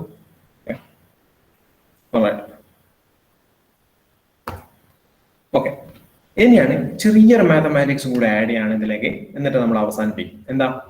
The concept of 4 vector. നമ്മളെപ്പോഴും വെക്ടറിനൊക്കെ നമ്മൾ മനസ്സിലാക്കിയിരിക്കുന്നത്, ഇപ്പോഴും ആൾക്കാരുടെ എന്താണ് വെക്ടർ എന്ന് വെച്ചാൽ അവർ പറയും ഒരു ഡയറക്ഷനും ഒരു മാഗ്നിറ്റ്യൂഡ് ഉള്ള സാധനമാണ് വെക്ടർ എന്ന് പറയുന്നത്, അല്ലെ? അപ്പോ എന്താണ് സ്കേലാർ? മാഗ്നിറ്റ്യൂഡ് മാത്രമുള്ള സാധനങ്ങൾ. അപ്പോ അങ്ങനെയല്ല, നമ്മൾ വെക്ടറിനെ മനസ്സിലാക്കേണ്ടത് ശരിക്കും ട്രാൻസ്ഫോർമേഷൻ ലോ വെച്ചിട്ടാണ്. ഏത് രീതിയിലാണ് ഒരു പ്രത്യേക ട്രാൻസ്ഫോർമേഷൻ അല്ലെങ്കിൽ കോർഡിനേഷൻ റൊട്ടേറ്റ് ചെയ്യുമ്പോൾ എങ്ങനെയാണ് ഒരു ഒബ്ജക്റ്റ് മാറുന്നത്, ഒരു സ്പെഷ്യലായിട്ട് മാറുന്ന ഒരു പ്രത്യേക തരത്തിൽ മാറുന്ന ഒബ്ജക്റ്റിനെ നമ്മൾ വെക്ടർ എന്ന് വിളിക്കും. ആ രീതിയിലേക്ക് നമ്മൾ എത്തും. ഓക്കെ, അതിന്റെ ഒരു ഫസ്റ്റ് സ്റ്റെപ്പ് എന്ന രീതിയിലാണ് ഇവിടെ ഇൻട്രൊഡ്യൂസ് ചെയ്യുന്നത്. അപ്പോൾ ഞാൻ പുതിയ റൊട്ടേഷൻ, പുതിയല്ല, നിങ്ങൾക്ക് പലർക്കും പുതിയ അല്ലായിരിക്കും, എക്സ് മ്യൂ എന്ന രീതിയാണ്. മ്യൂ എന്ന് പറയുന്നത് ഇത് ഷോർട്ട് ചെയ്ത് എഴുതാണ്. ഇതെന്ന് പറഞ്ഞാൽ ശരിക്കും ഇതിന്റെ അർത്ഥം എന്ന് വെച്ചാൽ മ്യൂ എന്നുള്ളതിന് 0, 1, 2, 3 എന്ന വാല്യൂസ് എടുക്കാം. കാരണം എന്താ? നമ്മൾ സ്പേസ് ടൈമിൽ ടൈമും 3 പൊസിഷനിലുള്ള, അതുകൊണ്ടാണ് 4, 0 മുതൽ 3 വരെ നമ്മൾ നോട്ട്, അതായത് CT XYZ. ഇതിന്റെ ഒരു കോമ്പാക്ടിഫൈഡ് വേർഷൻ ആണ് എക്സ് മ്യൂ. വേറെ പുതിയ കാര്യമൊന്നുമില്ല, പുതിയ ഒരു കാര്യം ഇവിടെ പറയുന്നില്ല, എല്ലാം പഴയ തന്നെയാണ്. നൊട്ടേഷൻ മാറുന്നതേ, സിംപ്ലിഫൈ ചെയ്യാണ്. അപ്പൊ ഈ എക്സ് മ്യൂവിന്റെ ടേംസിൽ നമ്മൾ നേരത്തെ പറഞ്ഞ ലോറൻസ് ട്രാൻസ്ഫോർമേഷൻ നമുക്ക് എഴുതാൻ പറ്റും. എന്തായിരുന്നു ലോറൻസ് ട്രാൻസ്ഫോർമേഷൻ? അതായത് നമ്മൾ 2 ഇനേഷ്യൽ ഫ്രെയിം കൺസിഡർ ചെയ്യാം. ഒന്ന് CT XYZ സ്പെസിഫൈ ചെയ്യുന്നുണ്ട്, വെച്ചിട്ട് സ്പെസിഫൈ ചെയ്യും. രണ്ടാമത്തത് CT prime X prime Y prime Z prime. Okay, ഈ രണ്ടാമത്തെയാണ് V വെലോസിറ്റി മൂവ് ചെയ്യുന്നത്. അങ്ങനെയാണെങ്കിൽ ഇവ തമ്മിലുള്ള റിലേഷൻ ആണ് നമ്മൾ നേരത്തെ പറഞ്ഞ ഇക്വേഷൻ ഒന്ന് മാറ്റി എഴുതിയതാണിത്. ഓക്കെ, ഇതിനൊക്കെ ഒരു മെട്രിക്സ് ഫോമിൽ എഴുതാൻ പറ്റും. നിങ്ങൾക്ക് അറിയാലോ മെട്രിക്സ് എങ്ങനെയാണ്, അറിയായിരിക്കും മെട്രിക്സ് എങ്ങനെയാണ് ഓപ്പറേഷൻസ് മൾട്ടിപ്ലൈ ചെയ്യുന്നതൊക്കെ. അപ്പോൾ ഇതിനെ കുറച്ചുകൂടി സിംപ്ലിഫൈ ചെയ്തിട്ട് ഈ മെട്രിക്സ് ഫോമിലേക്ക് ഞാൻ എഴുതാണ്. നമ്മൾ എന്തിനാണ് ഇത് എഴുതുന്നത് എന്ന് നമ്മൾ പിന്നെ നമുക്ക് ഒരുപാട് കാൽക്കുലേഷൻസ് ഉപയോഗം വരും. ഇത് ഇപ്പോൾ ഒരു സിംപ്ലിഫിക്കേഷൻ ആണ്. നിങ്ങൾ നോക്കിയാൽ മതി, ആദ്യത്തെ term for example X0 prime എങ്ങനെയാണ് വരുന്നതെന്ന്, ഈ മെട്രിക്സ് ഇക്വേഷൻ എങ്ങനെയാണ് വരുന്നത്, നമ്മളെങ്ങനെ ആദ്യത്തെ എലമെന്റ് ഇതെങ്ങനെ മൾട്ടിപ്ലൈ ചെയ്തിട്ടുണ്ട്. ആദ്യത്തെ എലമെന്റ് എന്തായിരിക്കും? ഓക്കെ, ഇത് ഏതാ? 4x4 മെട്രിക്സ് ആണ്. ആൾക്കാർ 4x4 എന്നൊക്കെ വായിക്കും. നിങ്ങൾ ബൈ ഇൻറ്റു മൾട്ടിപ്ലൈ ചെയ്യുന്ന സൈൻ ഇട്ടിട്ട് അതിനെ ബൈ എന്ന് വിളിക്കുന്നതിന്റെ ലോജിക്ക് എനിക്ക് ഇതുവരെ മനസ്സിലായിട്ടില്ല. അതുകൊണ്ട് ഞാൻ എപ്പോഴും 4x4 തന്നെ വിളിക്കാം. 4x4 മെട്രിക്സ് ആണ് ഇത്. ഇത് 4x1 മെട്രിക്സ്, ഒരു കോളാണുള്ള 4 റോ ഉണ്ട്. ഓക്കെ, അപ്പൊ ആദ്യത്തെ എലമെന്റ് എങ്ങനെയാ? Gamma times X0 minus beta gamma times X1. ഇത് അതേതാണ് ഇവിടെ എഴുതിയ gamma times X0 minus gamma beta times X1. ഇപ്പൊ മെട്രിക്സിന്റെ ഓപ്പറേഷൻസ് അറിയാവുന്ന ആൾക്കാർക്ക് ഇത് പെട്ടെന്ന് ക്യാച്ച് ചെയ്ത് പോകും. ഓക്കെ, ഇവിടെ എന്താ? ഗാമ എന്താ?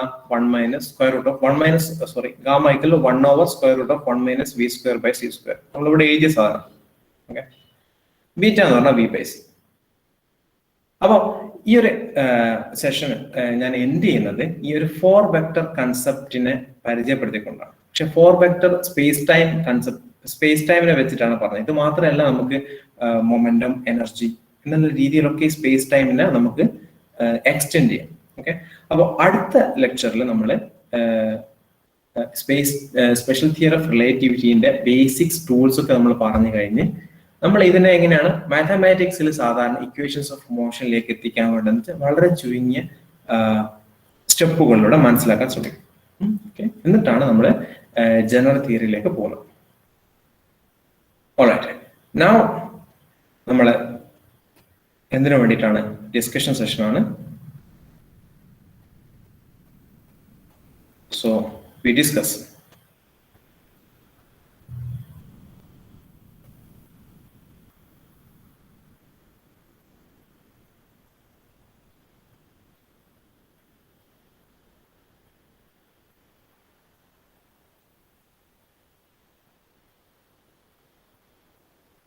ഓക്കെ, അപ്പൊ ഞാൻ നേരത്തെ പറഞ്ഞൊരു കാര്യത്തില് എന്താ പറയാ, ലൈറ്റിന്റെ സ്പീഡ് സ്പെഷ്യൽ ആണെന്ന കാര്യത്തിൽ നമ്മൾ പറഞ്ഞു. പക്ഷെ അതിന് 2 ഭാഗങ്ങളുണ്ട്. ഒന്ന് വൈ സി എന്നുള്ളൊരു ക്വസ്റ്റ്യൻ ഉണ്ട്. എന്തുകൊണ്ട് ലൈറ്റിന്റെ ലൈറ്റ് സ്പെഷ്യൽ ആണ്. അതിനെക്കുറിച്ച് ഞാൻ ആധികാരികമായിട്ടൊന്നും പറയുന്നില്ല. രണ്ടാമത്തെ, എന്തുകൊണ്ടാണ് ലൈറ്റിന്റെ സ്പീഡ് ഇത്ര വലുതാകുന്നത് എന്നുള്ളൊരു ക്വസ്റ്റ്യൻ ഉണ്ട്. അതിന് നമുക്ക് എളുപ്പത്തിൽ മനസ്സിലാക്കാൻ പറ്റും. എന്താ ഇത്ര വലിയ ലൈറ്റിന്റെ സ്പീഡ് 3 × 10⁸ മീറ്റർ പെർ സെക്കൻഡ്? അതിന്റെ കാരണം വെച്ചാൽ നമ്മൾ മീറ്റർ പെർ സെക്കൻഡിൽ അളക്കുന്നുണ്ടാവും. നമുക്ക് വേറെ ഏതെങ്കിലും മെഷറിംഗ് യൂണിറ്റ് ആണ് ഉപയോഗിച്ചിരുന്നത്, അതിനനുസരിച്ച് മാറുമായിരുന്നു. സാധാരണ മീറ്റർ എന്നൊക്കെ പറഞ്ഞാൽ നമ്മുടെ ലെങ്ത് മീറ്റർ ആണ്. നമ്മുടെ സാധാരണ ഡേ ടു ഡേ ലൈഫിൽ സെക്കൻഡ് ടൈം വ്യത്യാസമുള്ള. അപ്പൊ നമ്മൾ it's a way of taking ഏത് തരത്തിലാണ് നമ്മൾ കിലോമീറ്ററിന്റെ ടേംസ് പറയുകയാണെങ്കിൽ അതിൽ വ്യത്യാസം ഉണ്ടാവും. സോ ആ നമ്പറിൽ പ്രത്യേകിച്ച് കാര്യമൊന്നുമില്ല. ഓക്കെ, സോ അതിനെ നമുക്ക് മനസ്സിലാക്കാൻ പറ്റും. പക്ഷെ വൈ ലൈറ്റ് എന്നുള്ള കാര്യം കുറെ കൂടി ഡീപ്പായിട്ട് മനസ്സിലാക്കേണ്ട കാര്യമാണ്. അതിലേക്ക് ഞാനിപ്പം പോകുന്നില്ല. അപ്പൊ ആർക്കെങ്കിലും ഡൗട്ട്സ് എന്തെങ്കിലും ഉണ്ടെങ്കിൽ നമുക്കിപ്പം ഡിസ്കസ് ചെയ്യാം. സാർ, ഈ ലൈറ്റിന് മാഗ്നറ്റിക് ഫീൽഡും ഇലക്ട്രിക് ഫീൽഡും ഉണ്ട് പറഞ്ഞില്ലേനോ? യെസ്. അപ്പം ഒരു മാഗ്നറ്റിന്റെ അടുത്ത് വെച്ചിട്ടുണ്ട്, അതിന്റെ പാത്തിന് ഡീവിയേഷൻ ഉണ്ടാവില്ലല്ലോ? ഇല്ല. കാരണം എന്താണെന്ന് വെച്ചാൽ രണ്ട് തരത്തിലാണ്. അപ്പോൾ ഇവിടെ ഉള്ളത് എങ്ങനെയാണ് ലൈറ്റ് ഉണ്ടാകുന്ന രീതിയിൽ ഞാൻ പറഞ്ഞു. അതായത് ഒരു ചാർജ്ഡ് പാർട്ടിക്കിൾ ഓസിലേറ്റ് ചെയ്യുമ്പോൾ അതിലുണ്ടാകുന്ന ഇലക്ട്രിക് ഫീൽഡും മാഗ്നറ്റിക് ഫീൽഡിന്റെയും എന്താ പറയാ വൈബ്രേഷൻ. അപ്പോൾ അവിടെ ഉണ്ടാകുന്ന ഒരു എനർജിയാണ് എന്ത് ലൈറ്റിന്റെ ഫോമായിട്ട് പോകുന്നത്. ഓക്കെ, അപ്പോൾ ഇറ്റ്സ് ആക്ച്വലി എൻ എനർജി. നമ്മളിപ്പോ എന്താ പറയാ, യെസ്, എനർജി ആയിട്ടാണ് പോകുന്നത്. അപ്പോൾ ഇറ്റ് കണ്ടെയ്ൻസ് എനർജി. അപ്പോൾ it's A transmission of energy. നീ ഒരു മാഗ്നറ്റിക് ഫീൽഡിൽ വെച്ചാൽ സാധാരണ എന്താണ്, ഒരു മാഗ്നറ്റിക് ഫീൽഡിൽ ഒരു ചാർജ് വെച്ചാൽ അത് ഡിഫ്ലക്റ്റ് ചെയ്യും. പക്ഷെ ഫോട്ടോൺ അല്ലെങ്കിൽ ലൈറ്റ് പോകുന്നതിന് പ്രത്യേകിച്ച് ചാർജ് ഒന്നുമില്ല. അപ്പൊ അത് മാഗ്നറ്റിക് ഫീൽഡിൽ റെസ്പോണ്ട് ചെയ്യേണ്ട ആവശ്യമില്ല. റൈറ്റ്, ചാർജ് 0 ആണല്ലോ ഫോട്ടോണിന്. നീ ഒരു മാഗ്നറ്റിക് ഫീൽഡ് വെച്ചാലോ ഇലക്ട്രിക് ഫീൽഡ് വെച്ചാലോ അത് റെസ്പോണ്ട് ചെയ്യില്ല. അതേസമയം നേരെ തിരിച്ചൊരു കാര്യമുണ്ട് കേട്ടോ. ലൈറ്റ് വന്നിട്ട് നിങ്ങൾക്ക് ഇലക്ട്രിക് ഫീൽഡും മാഗ്നറ്റിക് ഫീൽഡും ഉണ്ടാക്കാൻ പറ്റും. അതെങ്ങനെ അറിയാമോ? നമ്മുടെ പണ്ടത്തെ ഏരിയയിലൊക്കെ TV ഏരിയയിൽ അതിലെങ്ങനെ വർക്ക് ചെയ്യുന്നത് അറിയാമോ? ഇപ്പൊ റേഡിയോ വേവ്സ് വരും, അതായത് ഇലക്ട്രോമാഗ്നറ്റിക് വേവാ. എന്നിട്ട് ഈ ആന്റിനയിലുള്ള സാധനത്തിൽ ഇലക്ട്രോണിനെ പിടിച്ചിട്ട് കുലുക്കും, ഷെയ്ക്കും. അങ്ങനെയാണ് അവിടെ ഇലക്ട്രിക് ഫീൽഡ് ഉണ്ടാകുന്നത്. ആ ജനറേറ്റ് ചെയ്യുന്ന ഇലക്ട്രിക് ഫീൽഡാണ് നമ്മൾ TV വന്നിട്ട് സിഗ്നലായിട്ട് മാറുന്നത്. ആ ഒരു രീതിയിലേക്കുള്ള കൺവേർഷൻ നടന്നത്.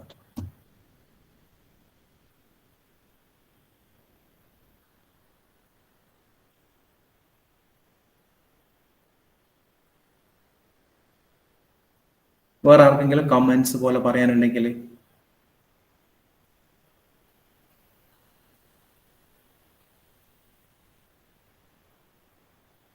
എനിവൺ?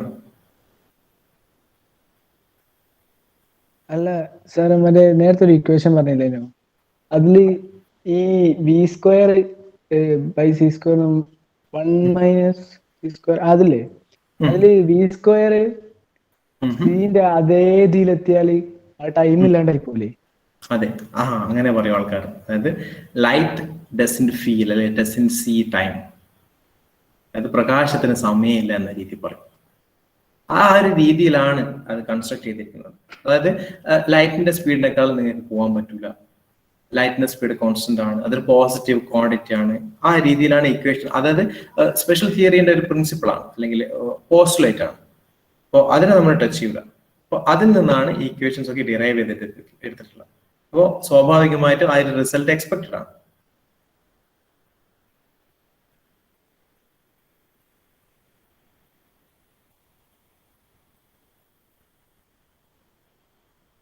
അപ്പോൾ ലൈറ്റിന് മാത്രമേ ലൈറ്റിന്റെ സ്പീഡിൽ പോകാൻ പറ്റും, ഓരോ ഒബ്ജക്റ്റിന് ലൈറ്റിന്റെ സ്പീഡിലേക്ക് പോകാൻ പറ്റത്തില്ല.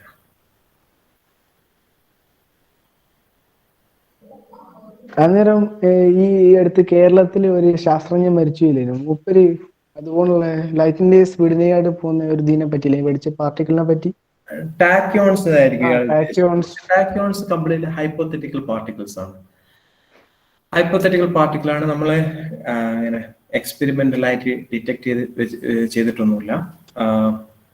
അത് സ്പെഷ്യൽ തിയറിനെ അതില് വരുന്നില്ല എന്ന രീതിയിലൊക്കെ പറയുന്നുണ്ട്. പക്ഷെ ഇറ്റ്സ് ഹൈപ്പോത്തറ്റിക്കൽ പാർട്ടിക്കിൾസ്. പക്ഷെ വേറൊരു കാര്യമുണ്ട്.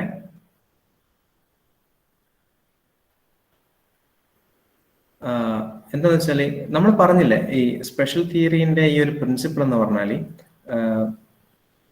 ഈ speed of light in vacuum അത് കോൺസ്റ്റന്റ് ആണ്, അതിൽ കൂടുതലായിട്ട് പോകാൻ പറ്റൂല.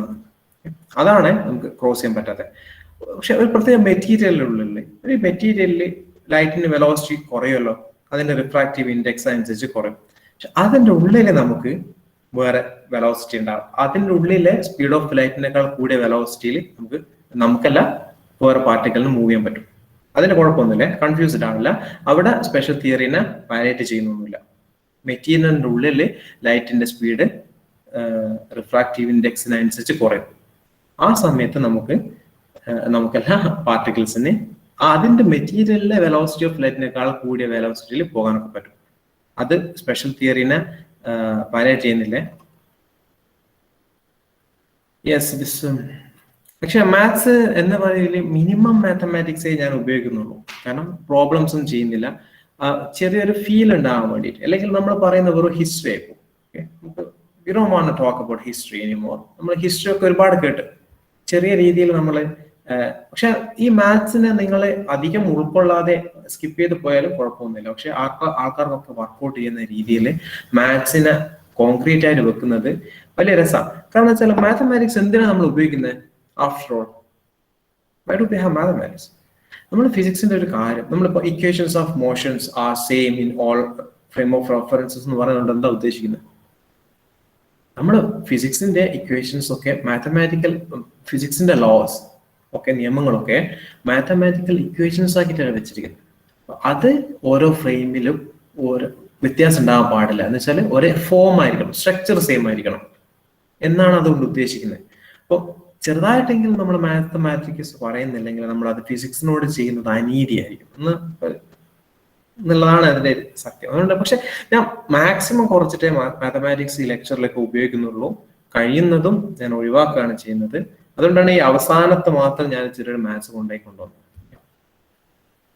ഇനിയുള്ള ലെക്ചേഴ്സിലും ഇത് തന്നെയാണ് ചെയ്യാൻ പോകുന്നത്.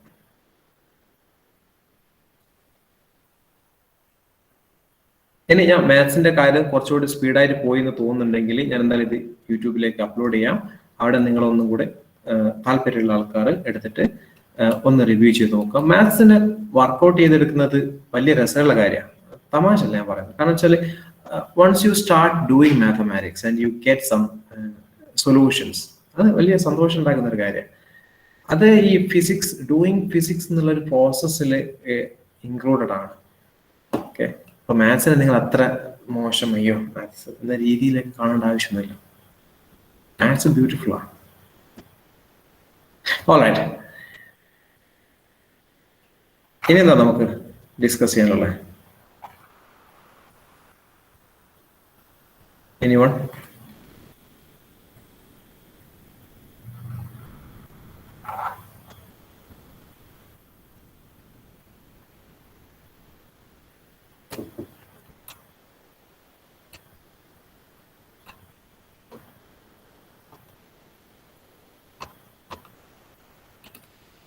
All right.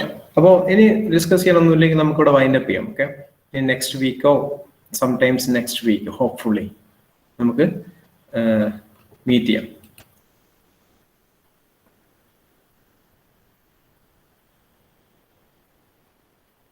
YouTube channel name okay, നിങ്ങൾ രജിസ്റ്റർ ചെയ്തിട്ടുള്ളതാണെങ്കിൽ ഞാൻ okay I will just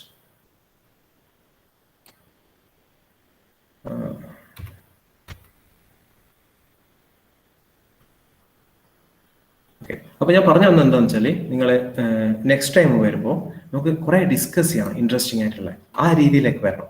okay, അപ്പോൾ അതാണ് നമുക്ക് കുറെ കൂടി ഇൻട്രസ്റ്റിംഗ് ആവും. അപ്പോൾ കുറെ കാര്യങ്ങൾ എനിക്ക് പഠിക്കാനും പറ്റും, എനിക്കറിയാവുന്ന നിങ്ങൾക്ക് ഡിസ്കസ് ചെയ്യാൻ പറ്റും. ഓക്കെ, അപ്പോൾ after all it's A give and take policy. YouTube link ഞാൻ അവിടെ കമന്റ് ബോക്സിൽ ഇട്ടിട്ടുണ്ട്. Registration link alright, how do I share it again? Okay, ഞാൻ ഒന്നുകൂടെ അയച്ചു തരാം.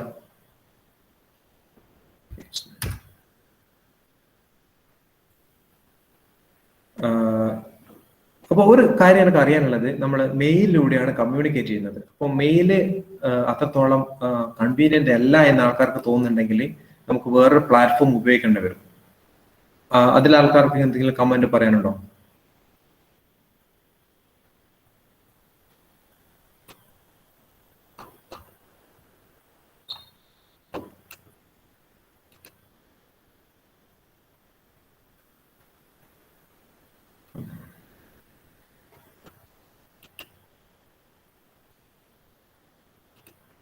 ഓക്കെ, ശരി.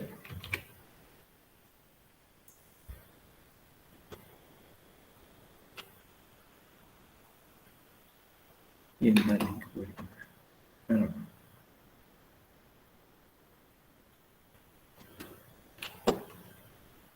ഓക്കെ, അങ്ങനെയാണെങ്കിൽ ഞാനൊരു ഗൂഗിൾ ഫോം കൂടെ സർക്കുലേറ്റ് ചെയ്യുക, അതിൽ ഞാൻ നമ്പർ കളക്ട് ചെയ്യാം. Okay, we can do that. Dana ഇതില്ലേ, ഞാൻ പറഞ്ഞില്ല പ്രത്യേക സ്ട്രക്ചറോ പ്രത്യേക നാച്ചറോ ഒന്നുമില്ല. നമുക്ക് കുറെ കാര്യങ്ങൾ നമ്മൾ ഡിസ്കസ് ചെയ്യും. ഞാൻ മെയിനായിട്ട് ഉദ്ദേശിക്കുന്നത് ഞാൻ പറഞ്ഞിട്ടുള്ള ഈ സെഷന് ശേഷം ഈ ഡിസ്കഷൻ സെഷനാണ്. നമ്മുടെ ടോക്കിന് കഴിഞ്ഞിട്ടുള്ള അവിടെയാണ് ഞാൻ കുറച്ചുകൂടി കോൺസെൻട്രേറ്റ് ചെയ്യാൻ ശ്രമിക്കുന്നത്. അവിടെയാണ് നമ്മൾ കൂടുതൽ കാര്യങ്ങൾ ഡിസ്കസ് ചെയ്യാൻ പറ്റുന്നത്. അപ്പോൾ നമ്മൾ 7 to 8:30 എന്ന രീതിയിലേക്ക് വെക്കാം. ഓക്കെ, ഇന്ന് ആദ്യം കുറച്ച് ഇൻട്രൊഡക്ഷനും കാര്യങ്ങളും ഇനോഗ്രേഷനും ഒക്കെ ആയതുകൊണ്ട് കുറച്ച് ലേറ്റ് ആയതാണ്. Okay, otherwise it's 7 to 8:30 is fine. Any other comments?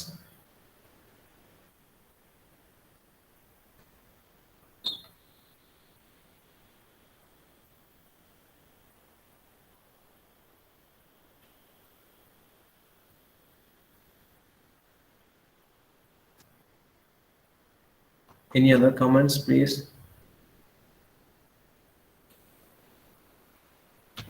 All right. അങ്ങനെയാണെങ്കിൽ നമുക്കിവിടെ stop ചെയ്തുകൂടെ? We will see sometime next week then. Okay? You may leave.